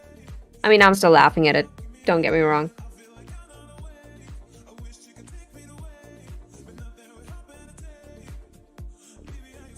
Mr. E says, Sean, do you really think 650K is possible? When and how? It sounds hard to believe. 5 years from now, yes. Fill us in with details. That is super bullish. So if 500K takes Bitcoin to gold's MCAP, and here's how I'm looking at it.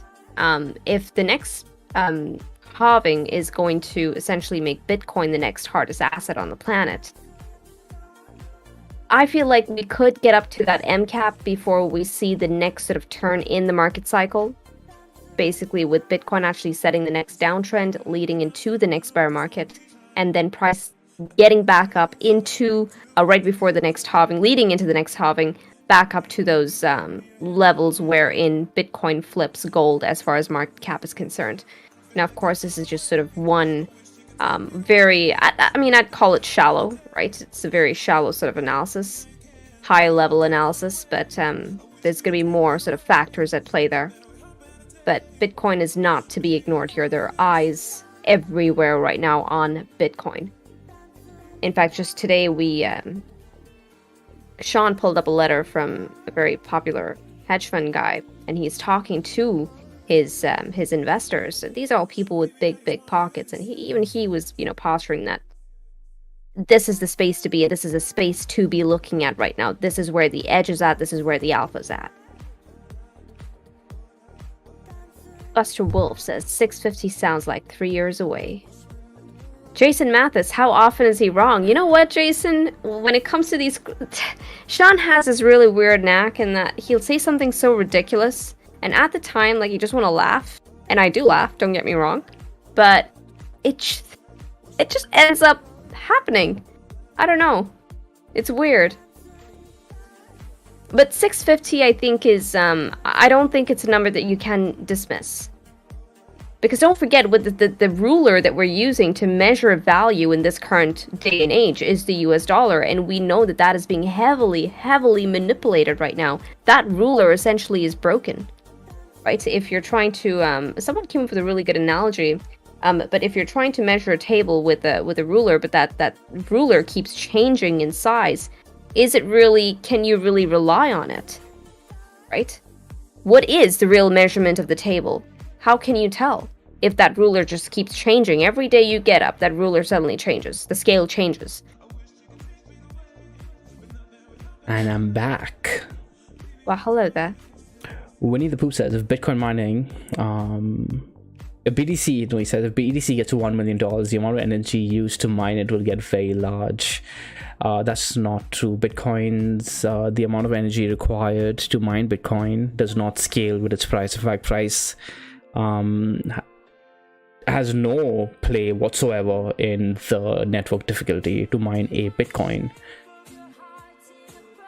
So at the moment, for example, I think the cost to mine a single Bitcoin is around 5,000 USD. That's the margins, by the way. The average cost to mine a Bitcoin, I could be a little bit wrong on this, by the way. It could be a little bit outdated, but around 5,000 to, let's say, 10,000. And they're getting paid $65,000 at its current market price, right? So think about those margins, but you got to take into consideration the upfront costs that they got to put up for operation costs, right? Buying the ASICs, the cooling, etc., etc. So it's not as straightforward as that. But that being said, the cost to mine a Bitcoin is not directly related, at the very least, to its price. The way it is indirectly related to its price is at $1 million per Bitcoin. The competition is going to increase, right? It's going to drive in more miners to come in and want to compete for that Bitcoin, and that is going to have the network dynamically adjusting itself. The difficulty is going to increase and make it more and more difficult the more people who enter the market. But as that keeps happening, people are going to again step out as well, right? That cycle is basically, it's beautiful, man. It's so elegant, Yeah, it's like everything was thought of. Yeah. And it's like completely ahead of its time in terms of how it all sort of just came together.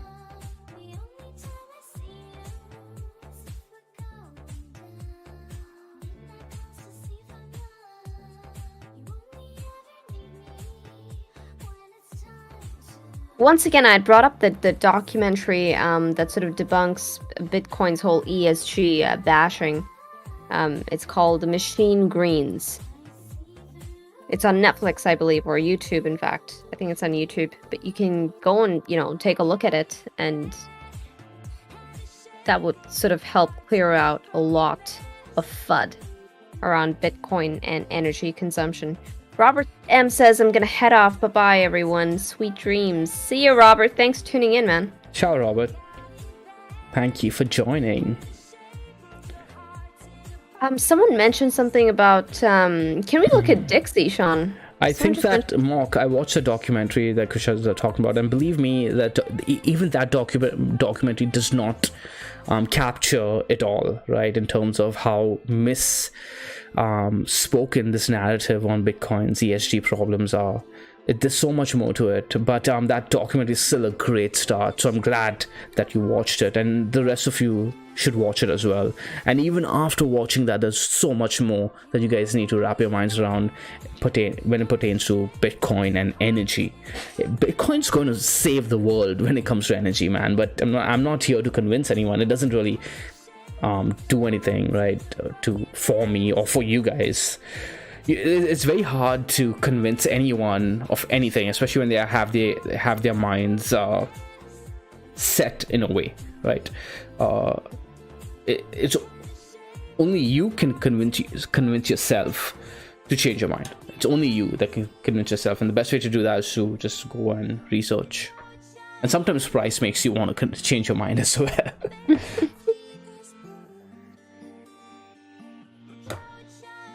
Are you looking at have you looked at Dixie, Sean, today? Briefly in the morning. Why, something up? No, I'm just looking at the chart right now. I think someone mentioned the dollar index, and yeah, that rejection off of the 95 region that you were looking at. I mean, held really well. I think what's going to lead to even more downside for Dixie is if we break 93. I think 93 would send the index farther down, possibly down to 92, 91. Which I think will be good for the markets. Winnie, Bitcoin's energy will increase with growth of the network. Price is going to be a reflection of the network growing, but that's not a bad thing. People there's this again misinformed narrative that essentially says that, hey, using energy is a bad thing. No, civilization has come this far because of our ability to harness energy from the world efficiently. Okay, it's about efficient and energy usage. That's how human beings have thrived and gotten this far, right? So Bitcoin, once you start studying it, you're going to see that it literally incentivizes efficient use of energy, not just in the mining industry but globally. It's going to allow for other industries to start using efficient energy at a more affordable pace and start scaling those operations as well. So again, the first thing that you guys need to get out of your mindset is that using energy is a bad thing. It's not.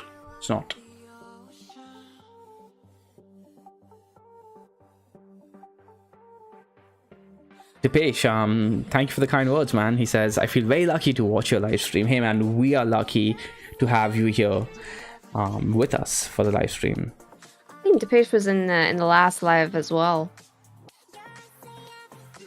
Thank you so much, bud.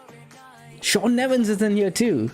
Just so you guys are live streaming, I'm about to head out for a meeting on a startup business I'm starting.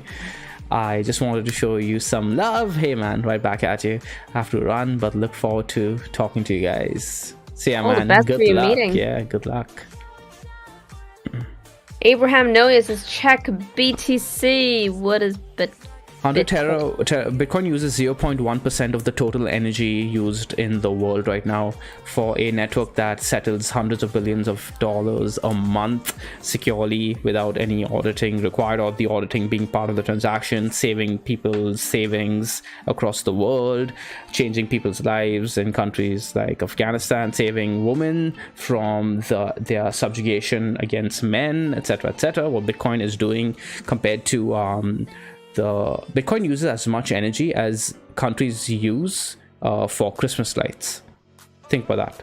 That's a lot of energy, right? But we're using it to light up our houses for Christmas. It's so ridiculous.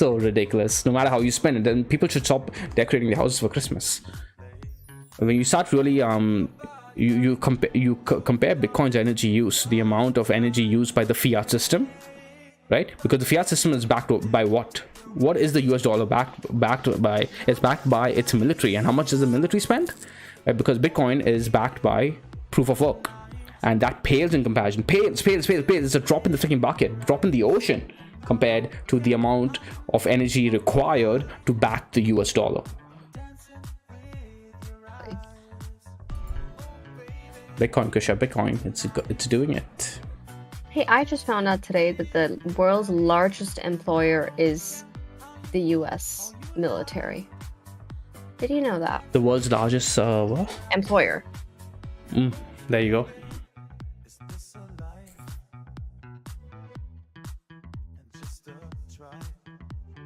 Oh man, funny this. I was on my Instagram and just a friend from high school posting about oil prices going up in Montreal. And like how much people, is it at now? Yeah, I think it's like $1. Damn, what was that? $1.20 something, $1.50 something. Let's go ahead and check that one out. Have you guys heard of the DEX DYDX? It's a layer 1. It's cool. Yeah, DYDX. I had a position, a bag. I don't say invested. I had a bag of that project all the way back in 2018, and sold that bag. And then they recently got released on Binance, and they've been moving. I have been keeping an eye on that chart myself. So let's go ahead and take a look at it. Yeah, it's still in a downtrend. Yes, that's it, Bianca. Oh, wait, this is not it. $1.54. That's pretty insane. Wait, what are you talking about, Krisha? Gas prices. $1.54? Are you serious? Ouch. It's like everyone gets the memo one night before, oh, gas prices are going up, and then it's like all the gas stations just have lineups. This is retrace a lot, DYDX. Oh,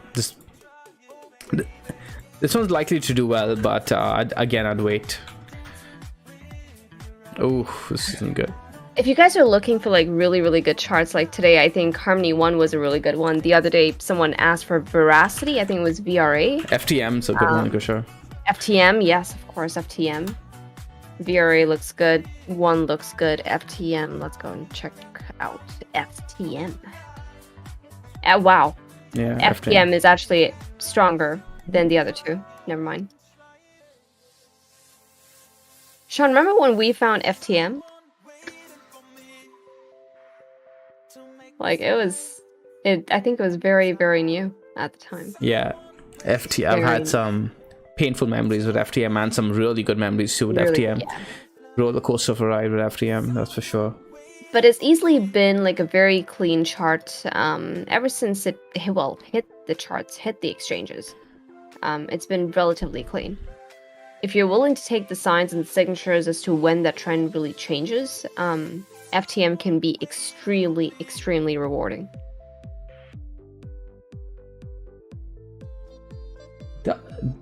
Yeah, FTM, when it does move, it moves freaking hard.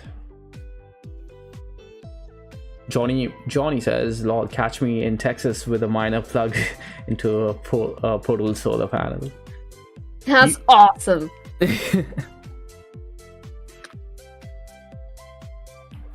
Ooh, since 10 cents. Wait, what? Aren't you like 4x now? No, wait. No, that's a 2x, I believe. 1 BTC, 1 USDT. I think it's sitting at around 22 cents, right?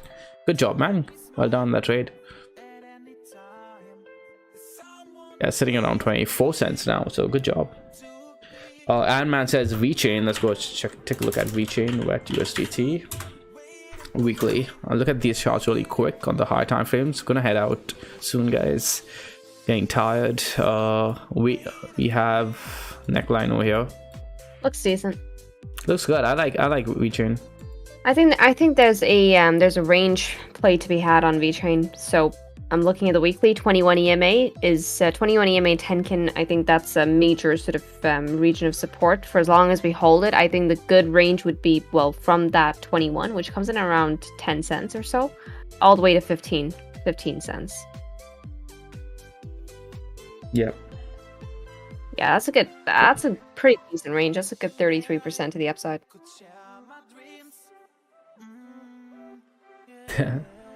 There's a throwback. A lot of throwbacks today, man. FTM's a throwback for me.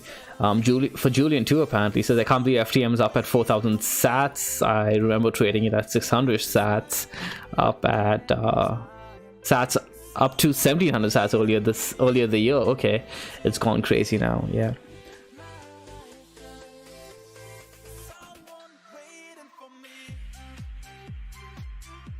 That's the thing, right? That's the thing, guys. When you guys question the idea, I got to check myself on this often too. When you guys question the idea of Bitcoin reaching crazy numbers like 500,000, 650,000, $1 million, really think back to the prices Ethereum was sitting at just a few years ago, Solana, any of these coins, for example, even Bitcoin for that matter.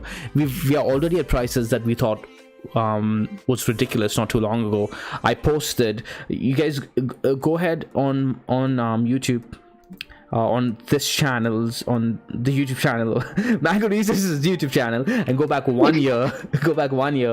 Around this time I posted a video saying Bitcoin $50,000, right? Next target $50,000. I said that, and it sounded so ridiculous at the time, right? I was talking about ideas like, oh guys, Bitcoin's going to move in a single day the entire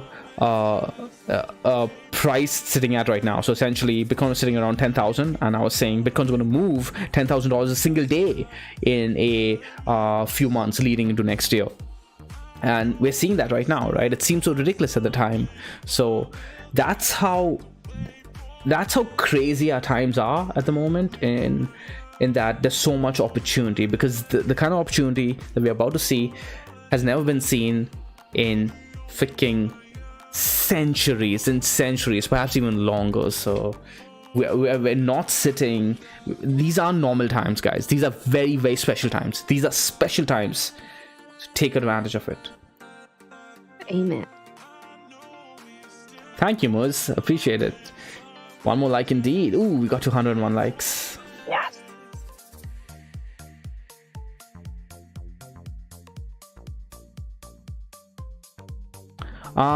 Jacob Castle says, when looking at DYDX, I think you want to consider market cap. I can't see it going lower than 15. So to your point earlier, it would hurt more missing the upside.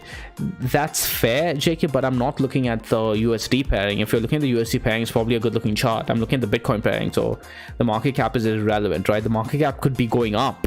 It could be holding that USD market cap, or it could be going up. If it's dumping its Bitcoin, I'll be fooling myself with vanity metrics against a USD market cap while I'm more concerned with the Bitcoin market cap. So it's a different trade for me, right? So it could be a great trade for you. Yeah, but I'm looking at it on basically DYDX against USD, and it's not looking good, man. We're at the midpoint right now, but it's a volatile zone. I think the next major sort of support really comes in at $19. You do not want to see a downtrend when the market leader is trending to the upside right now. It's not a strong chart. So I think there are better looking altcoins right now. There are better sort of opportunities in the market, like Take One, for example. Hell, even VeChain is looking good. Which is the other one? FTM, VRA. These are coins that you want to be looking at where in the direction of least resistance is to the upside. Like if you're putting your capital onto something, put it to use, If not, like I'd mentioned earlier, keep mentioning it, Bitcoin is a trade in itself. Yeah, this is. I mean, it's one thing if you're a long-term hodler of these projects and you believe in the long-term prospect and what it has to offer, then yeah, okay, cool. But if you're here and that's another thing, I think everyone ought to be really, really honest with themselves as to why they're here and what they're here for, right? Be honest as far as your time horizons are concerned, because you're the only one, you owe that thing to yourself. No one really cares otherwise. So you got to be honest with yourself in terms of your time horizons, as well as what exactly are you looking for from this market? Are you looking to be a long-term investor? Are you looking to be a trader? You're just here to capitalize on these, on the macro trend, right? Basically ride the trend until the trend ends. Sure, go ahead and do that. So it's just about being honest with yourselves, and it's okay, right? Don't let anyone make you feel bad about that. If you're here to play the range, well, play the damn range. It's okay. Play the trend, play the trend. But be honest with yourself. Right now, DYDX against USD. Yeah, it's looking really bad, actually. I don't like this at all. I would not play the range on this unless the range is to the short side. It's actually going to make its way down at the very least to 1850. If it doesn't get supported over there, I'll be looking for 16. So yeah, you could be looking at market cap, and I know people who trade that way, man, but they also have the stomach to sit through big downs. And more often than not, they come up to me and ask me, hey Sean, do you think I should be adding to so-and-so position over here? I have a bag already, it's already down 50%. And they have the stomach to sit through that, but they're beginning to realize that maybe I should not have sat through that. If I had basic TA understanding, I would have been able to position myself lower. I've gotten out of the position and positioned my entire bag lower, right? But then if you're playing for the long term and you're looking for, like, let's say a 5,000% move, right? Maybe you don't care about a 50% dump, for example. Let's say it comes all the way down here. Maybe you don't care about that. Maybe you're willing to risk that. But on the other hand, you could double your position, right? If you get out of a bad looking trend, and you could buy lower at half the price. So there are lots of things to think about. Like Krisha mentioned, though, be honest with yourself, and it's easier to figure out what you need to do as a trader, which is why this is such a personal decision. Everything in trading is very personal to how you want to trade. I'm not looking at the 1 minute for you, Mock. Why am I doing this? I'm like, he's baiting me into it. I'm like typing it. Jesus Christ. Wow, this kid, man. Then you ask him, where's Bitcoin going to? He's like 0. Yeah. Yeah, if you look at the 1 minute, it's definitely going to 0. Kusha, that bull flag on the 15 minute, it broke Did up. it break? Yeah. Oh, let's go Bitcoin. Oh man, it's Can you believe it? Such a long way, Sean, when we were trading it at $3,000. I was looking at it way before then, but not trading it. We seriously... Oh man. I was practice trading Bitcoin during that 3 to 4K region. I think when Bitcoin is consolidating, that's the best time to be practicing. Yep. Right? If you're especially if you're someone looking to trade, that's why during phases of just consolidation, the market is literally giving each and every single one of you time to just learn a new skill. Now, this entire COVID season, at least North America got like these paychecks, right? With CERB and everything.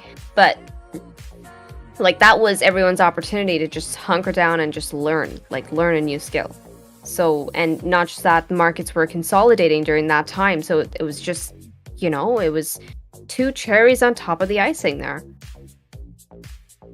Indeed. You got time, and now there's money too. Oh man, it's going, Krisha. It's going. The 15-minute chart. This is like freaking crack cocaine, man. And that's another thing. For those of you who are like super, super new to this space, you'll notice that every time you get onto the exchange, like the exchange first shows you a 1-hour chart. Guys, right? and it's like a default. And this is deliberate, eh? Like, research studies have shown that these kind of price movements actually inject your brain notices these candles or looks at these candles, and your brain releases dopamine. Okay, this dopamine into your brain, and it's a similar setup that cocaine addicts go through when they have their shot of cocaine or whatever it's called. Is it called a shot of cocaine, or what's the term? I don't know. Doesn't matter. I'm sure they get the point. I'm trying to keep my eyes open, and oh man, I'm struggling. Your fix of cocaine. Yeah. The charts can get addictive, man. You guys gotta be careful. That's right. Look at the 4-day, look at the weekly, and enjoy life. Don't let them trick you though into the 1 hour. If you're new, you should not be playing the 1 hour time frame. Let me tell you that. I remember I was looking at the Ethereum chart when I first jumped in, and I don't know, for those of you who were here in the last bull market, remember how Ethereum just ran? And it was running a good 20% every day. It was insane. I used to have sleepless nights. I used to get up in the middle of the night. I'm like, what's Ethereum doing? I was like...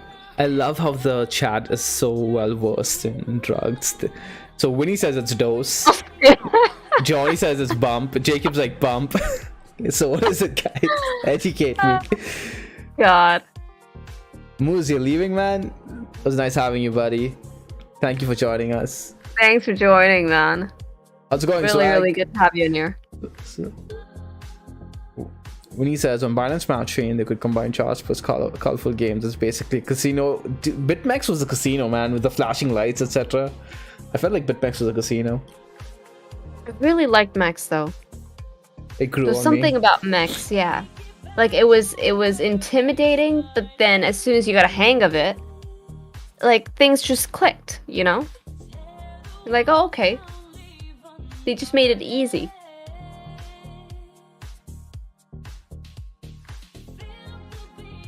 YouTube just banned target hit again. I think we're gonna moon. What's that?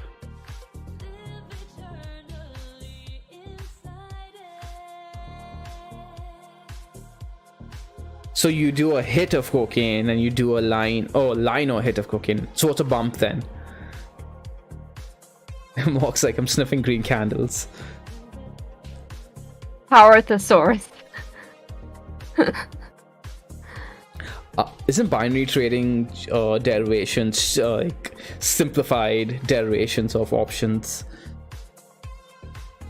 Wait, where'd you read that? Alvaro says some people do binary trading. That's like gambling. They use these types of candles.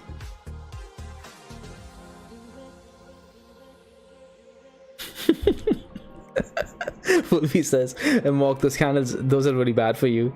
The scented candles are the worst. Alright, Wyatt, let's go. XRP BTC. While Bitcoin is pumping to all-time highs, this kid wants to look at XRP. Oh my god, dude, why? No, I'm going back to BTC. Okay, I like XRP. It's dumping. What? On the 15-minute chart, Krisha. We are crack cocaine traders now.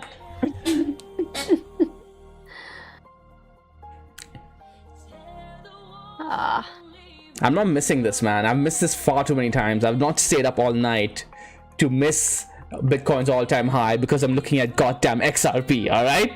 I'm not. I refuse.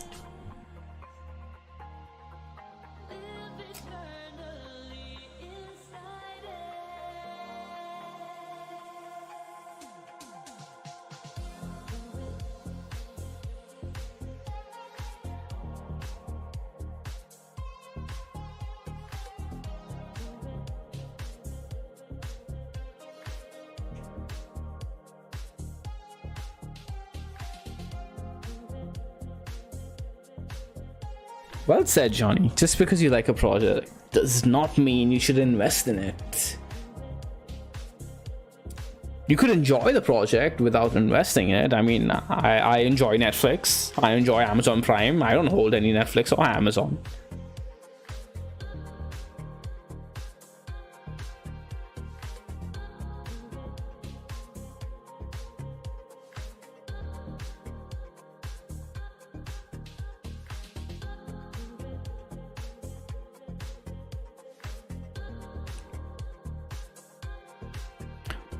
For that matter, I like Ethereum too as a project. Like, I like what they're doing. I like what they've enabled. You know, I hold Bitcoin for different reasons. It's an actual savings device. Yeah, we're doing both, Jim. We're doing both. We're hanging out while waiting for all-time high. Krish, are you here? I've lost you. Oh, wait. My Discord is disconnected. I thought Krisha went silent.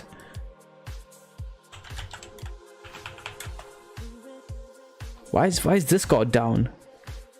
Are you guys on Discord?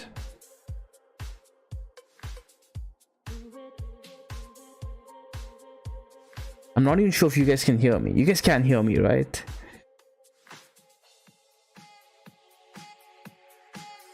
Attaboy, Wyatt. Attaboy.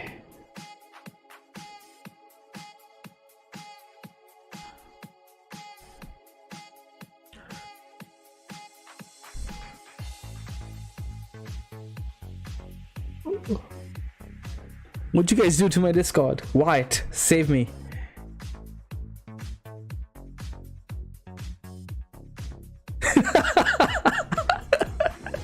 Yeah, Kusha left because she couldn't take the XRP hate.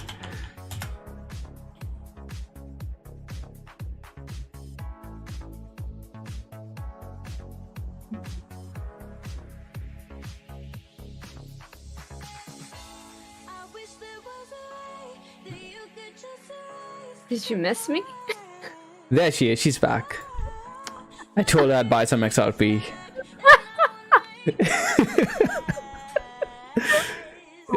Oh man, I was actually thinking of some DVD, but no, there's no way I can.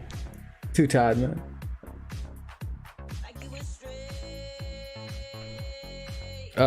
Like what, Pravir? I just had a look at the daily chart, 2020 December, when we hit 10% correction. I'm not sure what you're asking exactly. We're not in December, so. Are you talking about if we do hit the all-time high? Yeah. No, you can't think like that, man. You can't be looking for all those kind of fractals, so to speak. You gotta trade what's in front of you, not what's happened in the past.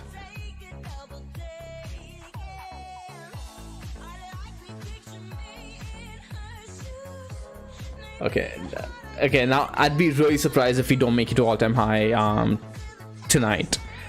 Like this wants to reach. Prices is gonna float there now.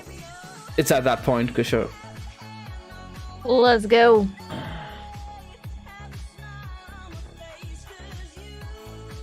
Bitcoin making moves, rewarding those who were patient.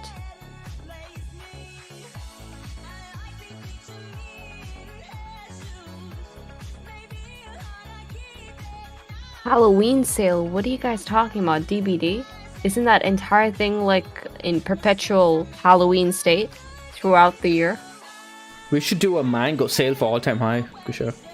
Oh, Someone was asking for promos in the live chat. I'm not sure if he's still here. We shall do one. Well, Christmas is coming up as well. Christmas is Sean's favorite season. Wanted to hold off for Christmas, but hey, Bitcoin all-time high, so...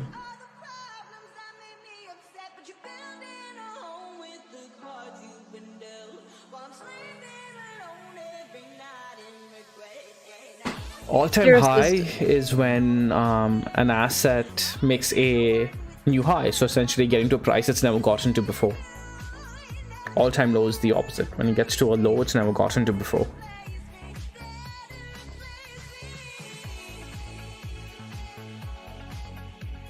We're like one of those Bitcoin watch party thingamajigs. Oh jeez. I don't think I can. It's been 2 hours. We've been doing this for 2 hours, Krisha. Have we? Yeah. No, it says started streaming 31 minutes ago. Do you believe that? No, it's been like that for the past... I don't know. Oh, mama. 2 hours, guy. Just refresh my screen. Hey, Paul is in here. What's up, man? Hey, Paul. How's it going, man?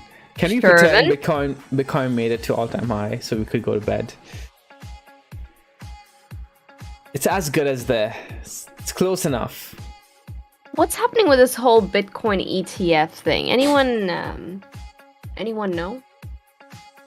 We got approved, but it's not. It's cash settled. Jesus, I'm so tired. It's cash settled. So, I mean, it's still a big deal, but it'd been nice if it was physically settled. I'm looking at Bitcoin, Google Trends with Bitcoin on here, and it's still sort of just ticking up. It hasn't really gotten to like another high of sorts.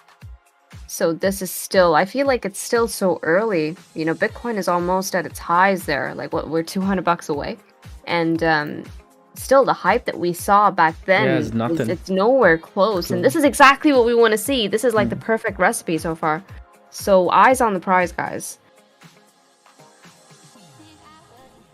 What about crypto fear and greed? Yeah, could you check on that? What's it saying? Let's see.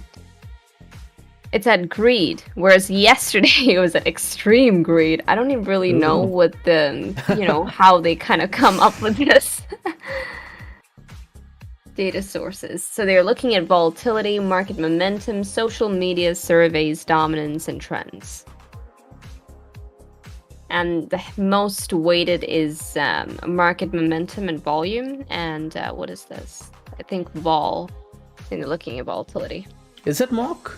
Have you seen it higher than 75? Does it get to like 90 and stuff? Does it get to 100?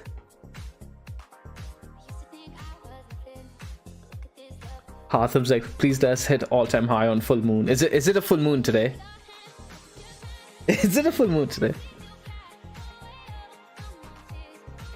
Victor asks, guys, you think rejection at all-time high? What is your opinion? We don't know. What time frame? Perhaps in the 1 minute, 5 minute. The way I'm looking at this is that the weekly and the monthly the weekly at the very least, it's all clear, right? Of the highs. I mean, we closed a brand new high on the weekly time frame. At the very least, I'm going to be expecting the next close to inch higher.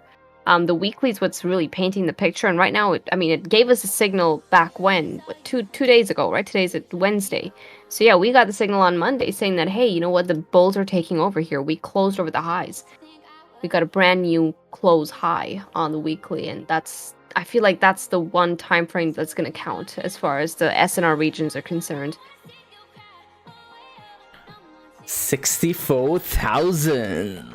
We got 4-day TK cross over the cloud. That's we've got the 4-day TK cross, the 3-day TK cross. Krisha, there's no way we can't look for 650,000. We got a daily. So the 2 day we had a red cloud, right? All this time, but now that red cloud has officially turned green.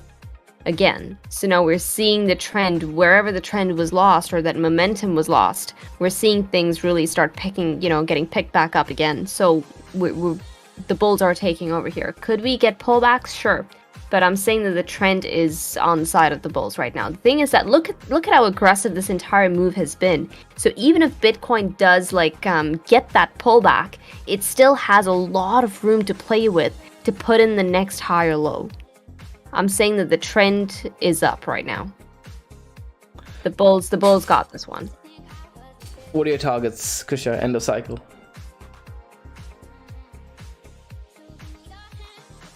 I was looking at 220 initially. Ooh, she's moved up her targets. If I I was looking at 74, which is the more short-term target. But if I'm looking at end of cycle, I was looking at 220, and possibly if we see the euphoria really pick up, like something like how we saw at the 20k region, like that was crazy. Do you remember that time, Sean? Do you remember what we saw there and how people were feeling? Like they couldn't be touched. Yeah. It was insane. It was insane that feeling back then. If we see something similar happen this time as well. And let me tell you something, as far as market sentiment is concerned, up till since that 20k region, I don't know about you, Sean, I've yet to get that feeling. Yeah, no, Bitcoin, no. At 14k, at 50k, I didn't feel that. The feeling that we got at 20k as far as the hype and the euphoria was concerned, we still haven't had that. Nothing to that extent. Nope, not even close. Not even close. What you guys saw this earlier this year, those of you who are new to the space, what you guys saw in Jan, Feb, Mark was mentioning how crypto fear and greed, Krisha, was sitting at 95 index. So even then, paled in comparison to what was happening in 2017. It was nuts. Yeah. So I'm saying that if we get that euphoria again, right? If things really pick up, you know what? I'm saying 500. I think 500k could be on the books if we get that kind of crazy pressure pickup. So 220 I think would be the low end, 500 would be the high end, getting up to gold's market cap. Ooh. Speaking of which, this is the big chart you've been looking at. Look at that, guys.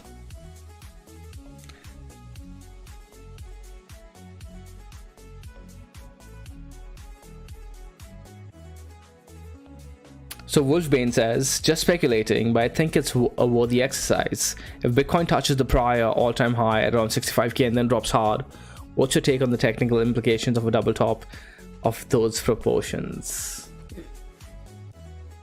What are your thoughts, Kusha?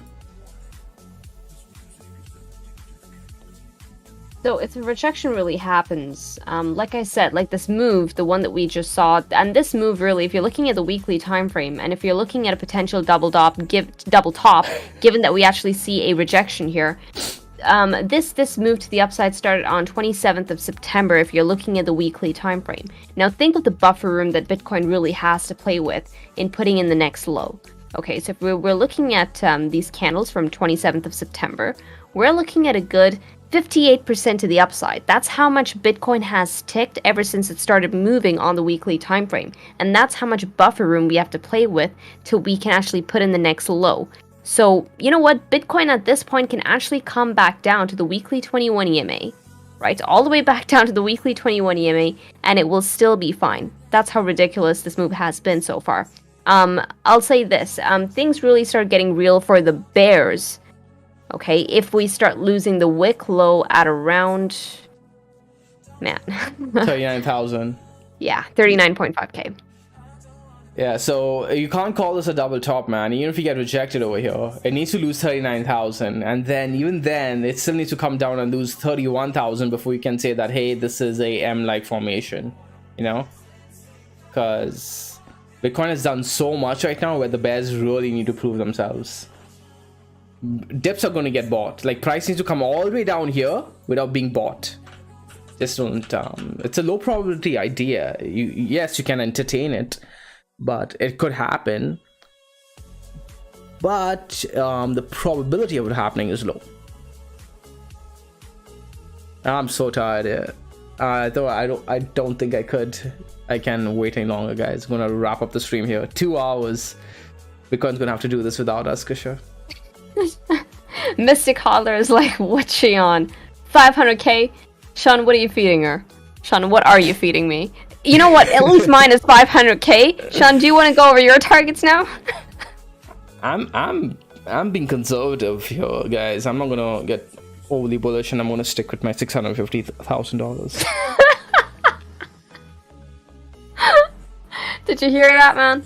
I've not given any timeline on this though, so it could be 2 years from now. It could be 20 years from now. So okay, this year, let's see. Let me think about it. This year, $650,000. I mean, and this cycle. Wow. So nothing much really changed.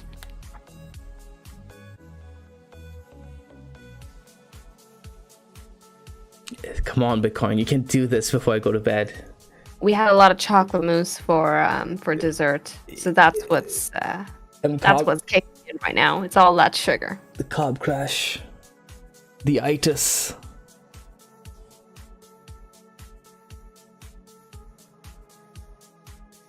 The fact that people are so stumped by 500 and 650 is just... that could be it.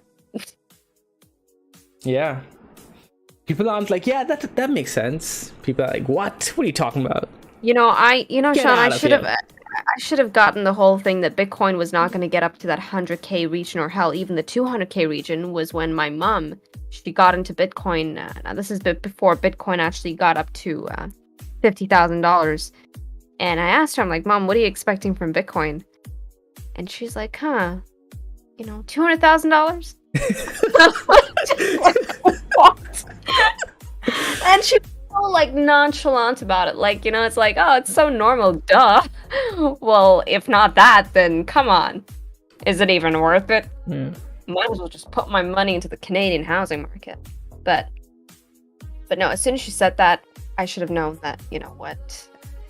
This trend is likely coming to an end.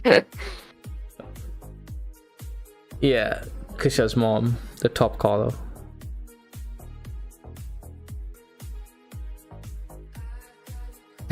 That's mine.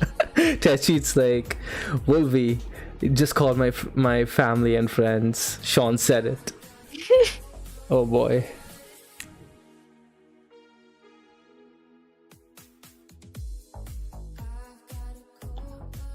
Telling you, she is the ultimate top calling indicator. Guys, but then, sorry, go on. I was going to say the next 15-minute candle is going to be the last candle. I don't think I can go on any longer. Let's go, Bitcoin. You can do this. Bitcoin is bullish. People who are just tuning in, Bitcoin is bullish. We think it's bullish. We're heading up for the highs. The next target that we have right now is $75,000. We start breaking the highs and living over it. $75,000 is going to be the next target that we gun for. So guys, here's a trick. While Bitcoin's going up, look at the lower time frames. As soon as it starts going down, switch to the higher time frames. Wow. You'll feel better. There you go. Everything's okay. If you're stuck in any of the altcoins, and if you're sort of trying to determine whether or not you should be holding on, I suggest you first assess the trend relative to USD. Okay, if it looks like crap against USD, well, come on. At the very least, it should be outperforming USD. USD is crap right now. Wolvie says, Ted, well, Sean's targets get trumped by Krisha's mom, top calling indicator though. So you gotta update your fam on Krisha's mother. We're so lucky, Sean, that my mom does not catch these live streams. Oh my goodness.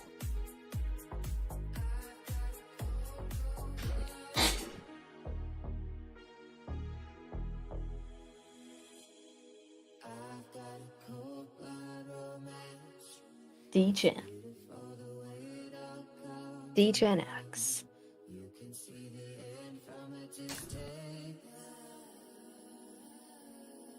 I will let you guys know. Everyone in the Mango Grove, I will let you know of when my family and my friends step in.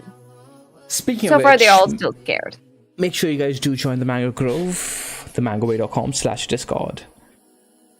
I shall link it. Oh no, it's already linked. I've pinned it on the chat section, so you'll see like a blue banner there with the link to the Discord chat. So join in, join the fun, and don't and feel free to just post any chart that you're looking at, no matter how bad your TA is. Like, people will get in there. We'll all dissect it together.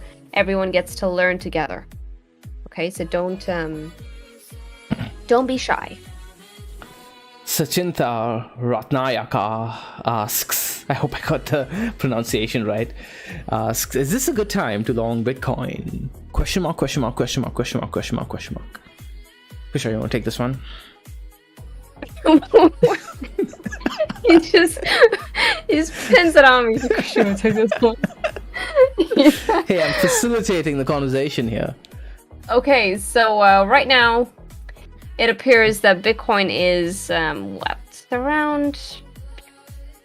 Yeah, we should, Paul. I totally agree. 2% away from the highs there. I'm saying middle of the range. That's a tough one. Really, it honestly depends. Are you looking for a trend trade? Are you looking for a range play, or what is it that you're looking for? Personally, I think that we're getting up against the highs there. The highs could prove to be resistance. If we do get rejected, then at the very least, you could get a better bid at 61.9k. But if we start breaking the highs, right? So if we start seeing candle body closes, then I'm saying that this likely goes up further. At which point, it's just about really understanding where your regions of support and resistances are at, and then playing according to that. At least that's what I can give. That's the advice I can give to a beginner sort of trader. Well, that would be so good, Mark. Yeah, 65,000 would be the next bid if we break. So if we start closing over 65, I'm saying the next bid comes in at 65.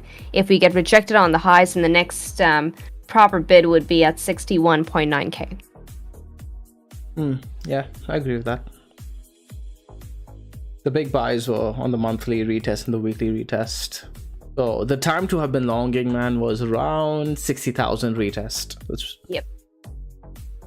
Yip-de-doo.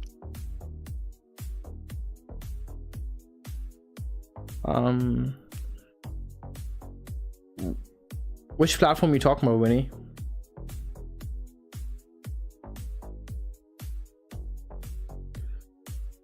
Oh, Bitcoin's doing it. Let's go.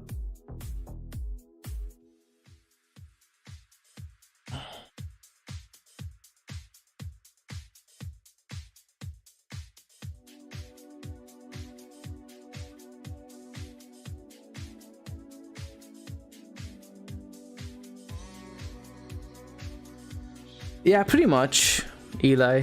Oh, is your name Eli? Yeah, says Eli there. Kinda, but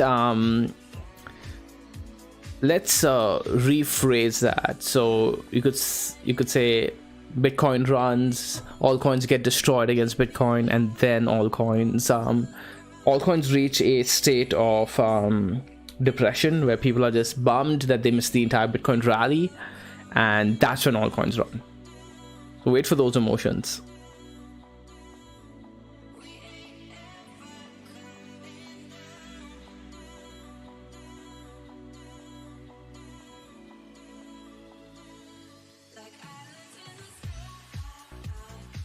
We looked at VChain.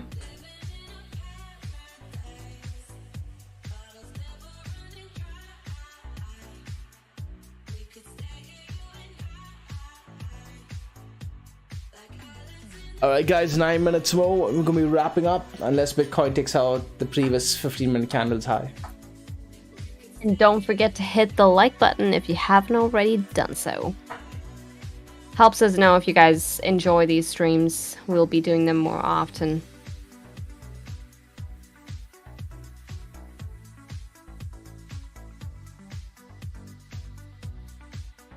New ATH today. Bull run ends in Feb 2022 at ATH approximate $100,000. A dip thereafter to 60,000, just a guess. Give me your magic ball.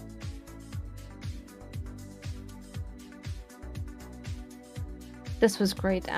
This was actually a really, really fun stream. I agree. We should have more chocolate mousse, Sean, before the stream.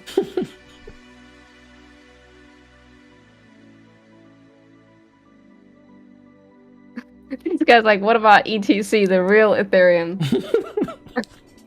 It is the real. The funny thing is, it is the real Ethereum. People just laugh at it, but it's the real Ethereum.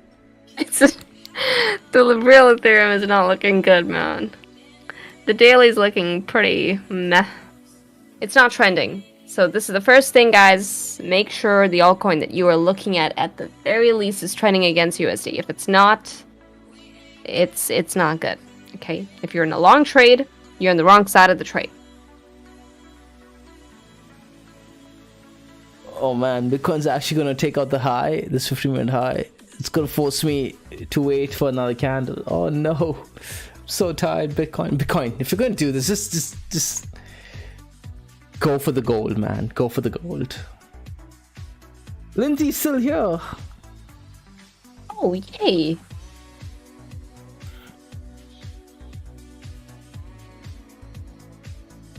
We don't know, Guido. It could happen. I'm hoping it happens in the next 15 minutes. You're asking me to predict what it's gonna do in the next 4 hours. I don't know. It could. The next 4 hour candle will be closing a daily candle too, so it's very possible.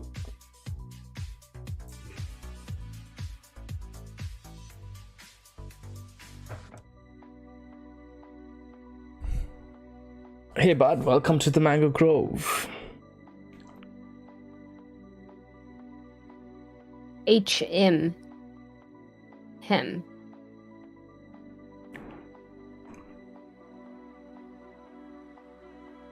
It has to happen today. It has to happen today. Do you remember Bitcoin SV? Yeah, whatever happened to that? Bitcoin SV. What happened to BCH? Bitcoin Cash and Bitcoin SV. Man, remember when Bitcoin Cash came out? Like everyone got the equivalent Bitcoin Cash in their wallets, even in their exchange wallets. If they had like say 1 Bitcoin, they got 1 BCH, and then BCH like literally just right off the bat it started trading at around what 1,000 something. Yeah, it's pretty insane. That was like free money. A lot of people got super rich there. I didn't have much Bitcoin back then, so.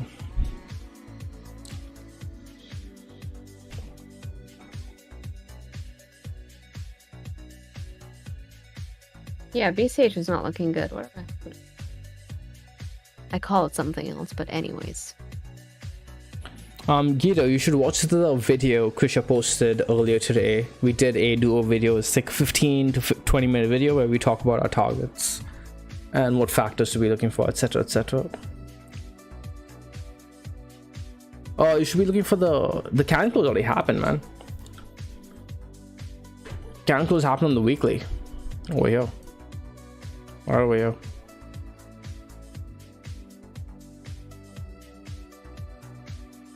Jim was like, BCH is a sleeping giant, mark my words. Probably is. When it does, I mean, when these things do start to move, I mean, look at each candle on this, right? If you're looking at the weekly, like these candles are 40, 41%, 50% candles to the upside. So yeah, when it does start to move, it you know, it's a rip. But I don't know. Hard to catch that trend. You're either catching it on support and then you don't know when it's going to really start tearing to the upside. But until then, it's all opportunity cost.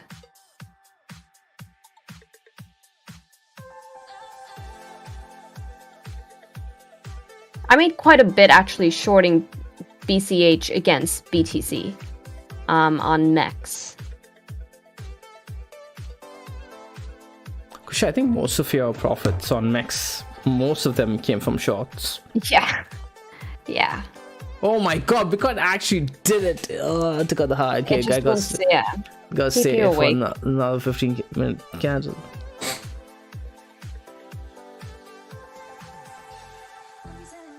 Okay, just another 1,000. I was going to say another $100, but $1,000 more. Let's go. Let's go Bitcoin.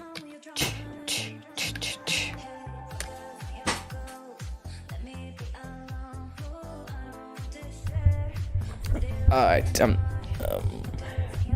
I've put my seat all the way back. The mic's on my chest. I'm watching.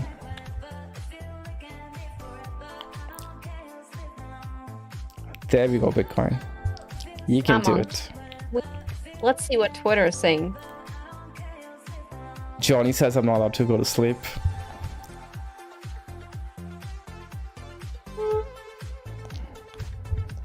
Yeah, Wolvie, I'm so sleepy, man.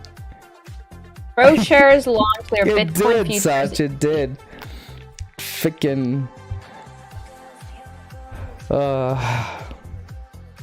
Did you hear that? I said ProShares launched their Bitcoin futures ETF. The ticker is BITO. You're a bit late on that one, Krisha. I don't know, I'm just reading things from my Twitter.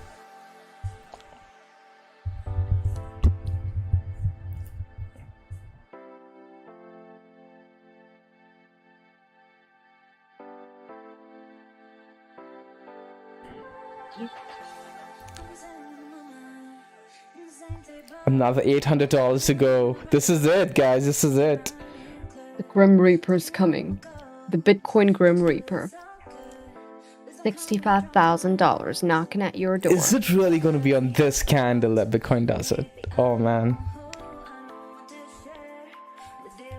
This 15-minute candle. The candle is going to give up on. How many of you stacked sats throughout this consolidation? Oh, Wolvie, that would have been such a great ticker name. Wolvie said he thought it was going to be named BTFD.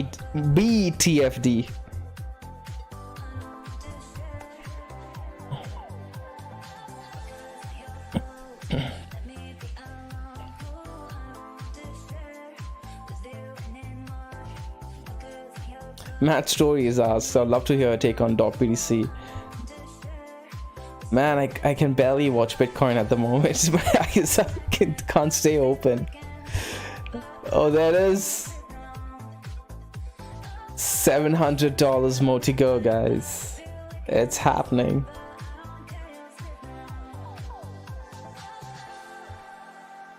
Moon it! Indeed, Mason, indeed, the stream is still on. The dedication is real. You guys are all over Mark. No, did you guys see that? Bitcoin literally resisted at my cursor, and I haven't moved my cursor at all. You guys are watching this, right? These things happen more often than you think. Mark's like, move it up. How'd that happen? He's like, do it quick. No, I'm not moving, man. Mouse is really far away. I'm sitting too far back. No, Bitcoin, why?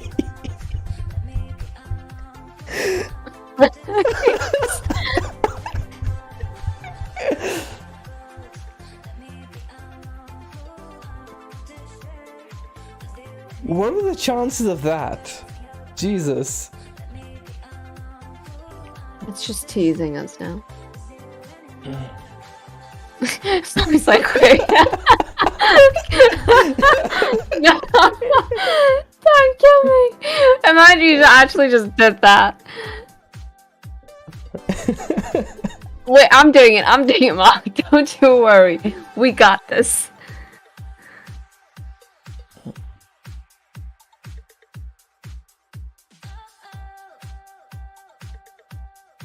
$20 million is not going to move Bitcoin, man.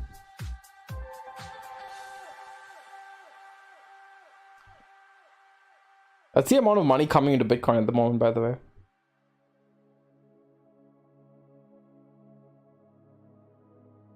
No, staying up for the all-time high. You got me there, man. Oh boy. Inflation is also a cognitive tax. Well said. He's trolling us, Mark.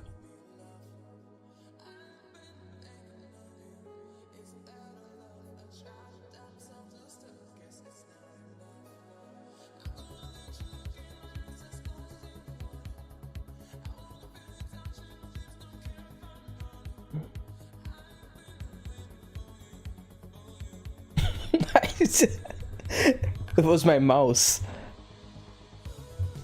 Goddamn Logitech. Short Logitech, guys. 2 more hours, Hatham. There's no way, man. I don't think I make it 2 more minutes.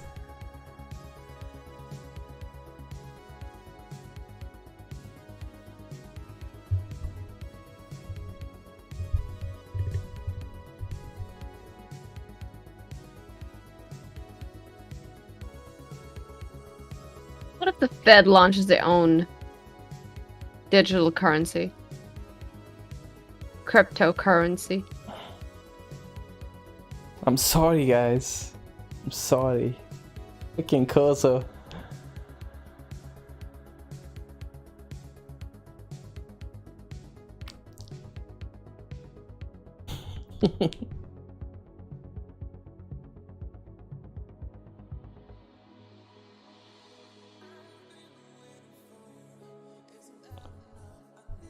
Alright, I think this is close enough, guys. Let's all pretend Bitcoin got to all-time high. It was, I think, $700 away. Yeah, 700 less. XRP is the Fed coin. Oh, Mark, you're getting tired, eh? Okay, then we gotta end it.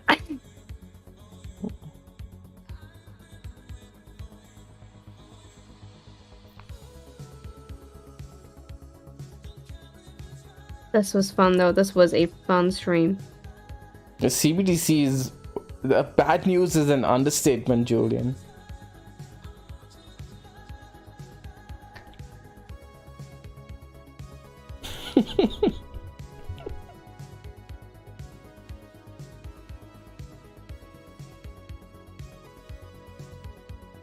He's a legend indeed.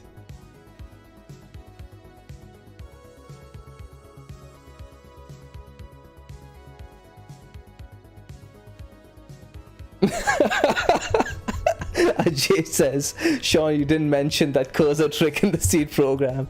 Try it, by the way, on your trades. It does work, especially when you're playing for the scalps.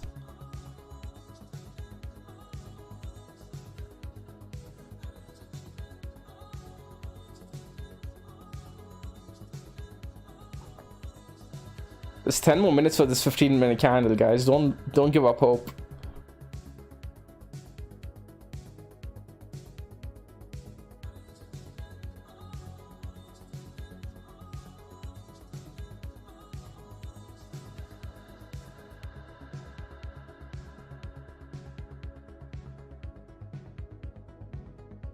Money flowing out of the market.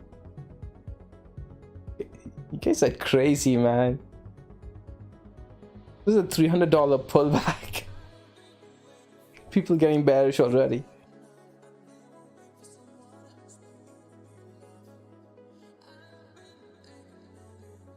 Bitcoin's good here. It's going up to the all-time highs.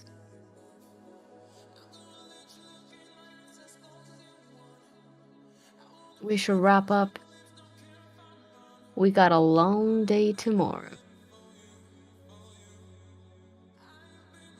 Alright, so after this 15-minute candle, Krisha, you want to call it quits?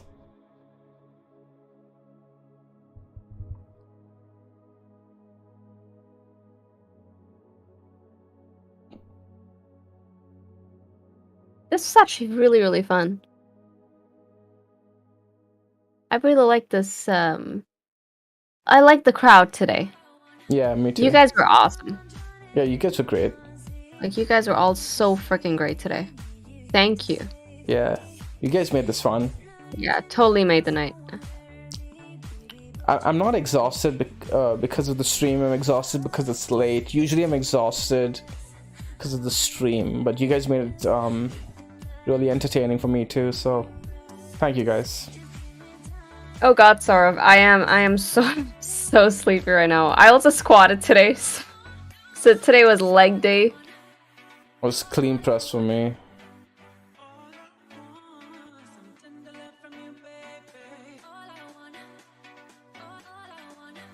We're both on like calorie deficits. Mm-hmm.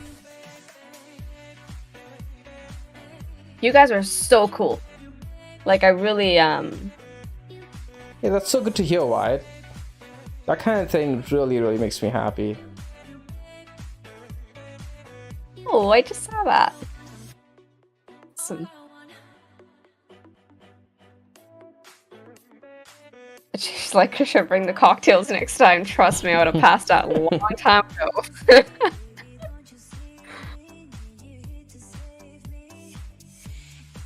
Dustin Pax a shout out from the UK.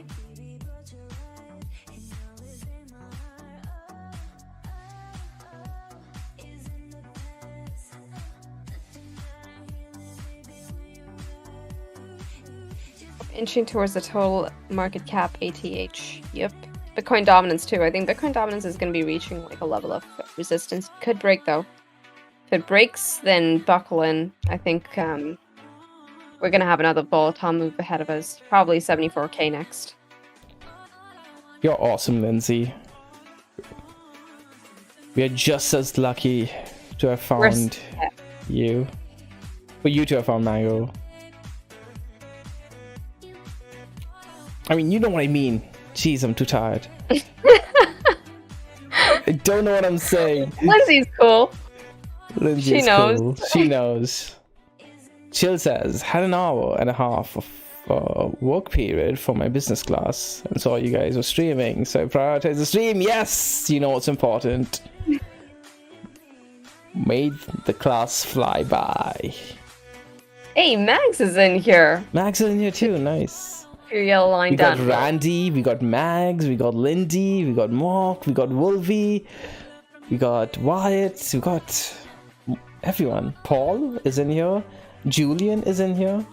I'm trying to remember names because I'm too lazy to reach out for my mouse. Okay, 5 minutes more, guys. Bitcoin better make it. Be from Barcelona. What's up, man?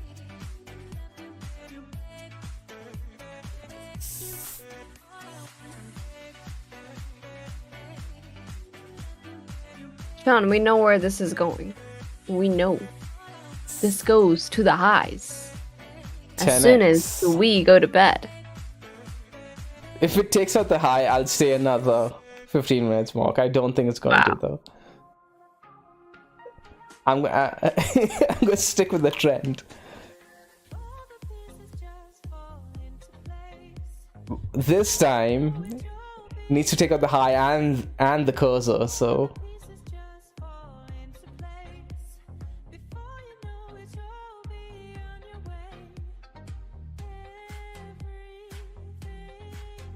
Oh my god, it's gonna do it! Don't! No!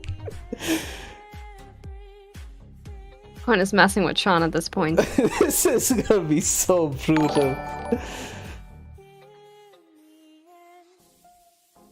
It's been making new highs every 15-minute candle, man. Even if it closes red, it's been making a new high. Stop buying, guys! They're all literally just like, just move the cursor, Sean. Oh my god, are you serious? Hey, Noel is in here. What's up, Noel? Mega Davo, thanks for the tip. We actually did cover VeChain already. VeChain is looking, it's still in a range of consolidation. Look for the weekly 21 EMA to hold, pretty much. There may be a C-SPAN trade there. Pretty decent one at that too, 33%. I cannot believe this. Wow. Krisha, you can go to bed. I think I'm gonna be here all night. Oh my goodness, this is mess. Okay, this is bullish. It's going up. Like, I don't understand. This is bullish. All-time highs today. Next 4-hour candle. I'm not moving the If not the cursor. next 1 hour. I want to go to sleep. I'm not moving the cursor. Is this the new voodoo form of TA? Holy shit! What's going on? The cursor's working.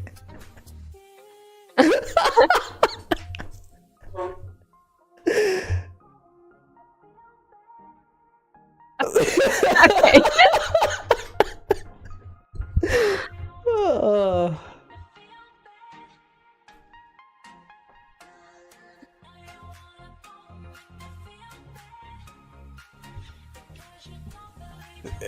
Oh, boxing. Oh my god, I'm dying.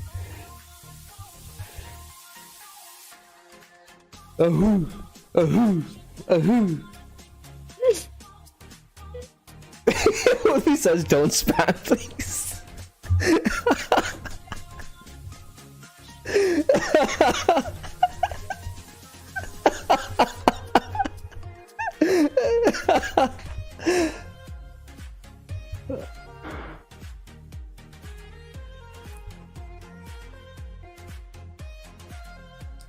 No, I want to go to sleep, Alexander. Move it higher. Bitcoin's gonna move higher. Then I gotta stay awake for another 15 minutes.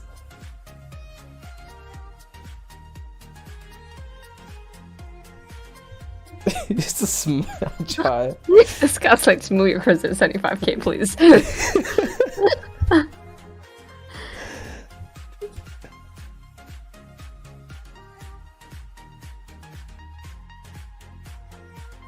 This is moving up. This is moving up today. Bitcoin to all-time highs in a matter of hours.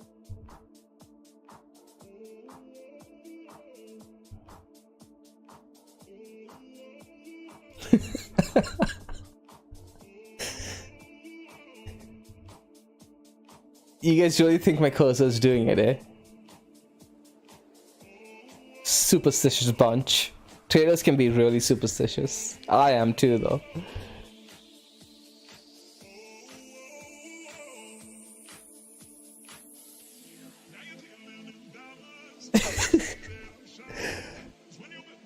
Oh man, it's actually working. This is ridiculous.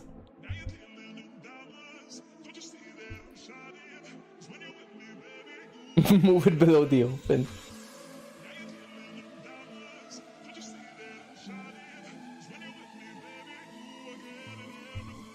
Two more minutes, guys. 2 more minutes. 30 seconds? I can't see it anymore. My cursor's blocking the timer.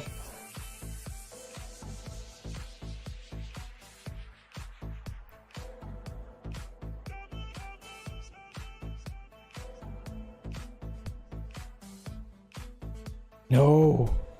No! No!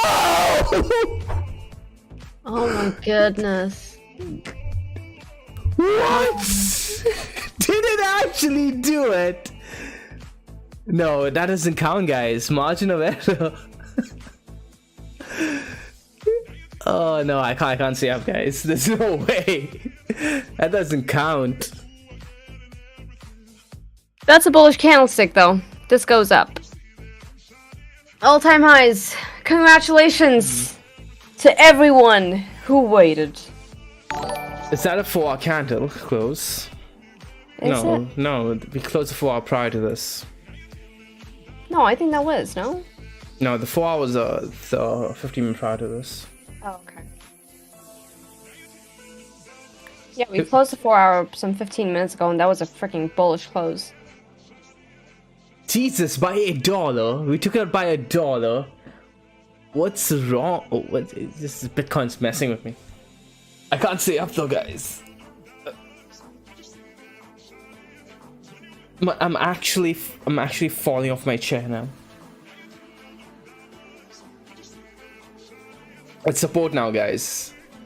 It's right here.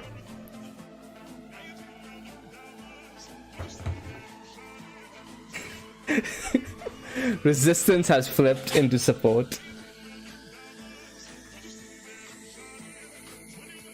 Bitcoin's likely going to do this while we're asleep, so you guys are going to have to enjoy Bitcoin's all-time high without Krishan. But with that, I can't do 14 minutes more, man. I'm gonna die. I'm actually gonna die here. And all the Bitcoin would have been for naught.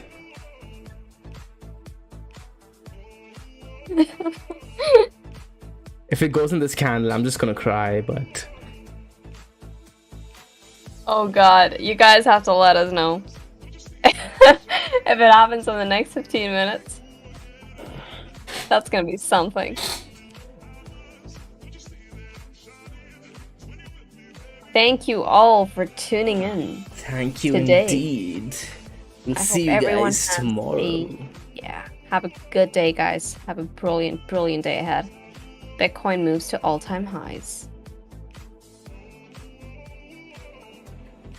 And with that, good morning, good morning, good morning, good morning, good morning, guys. I'll see you in the next stream.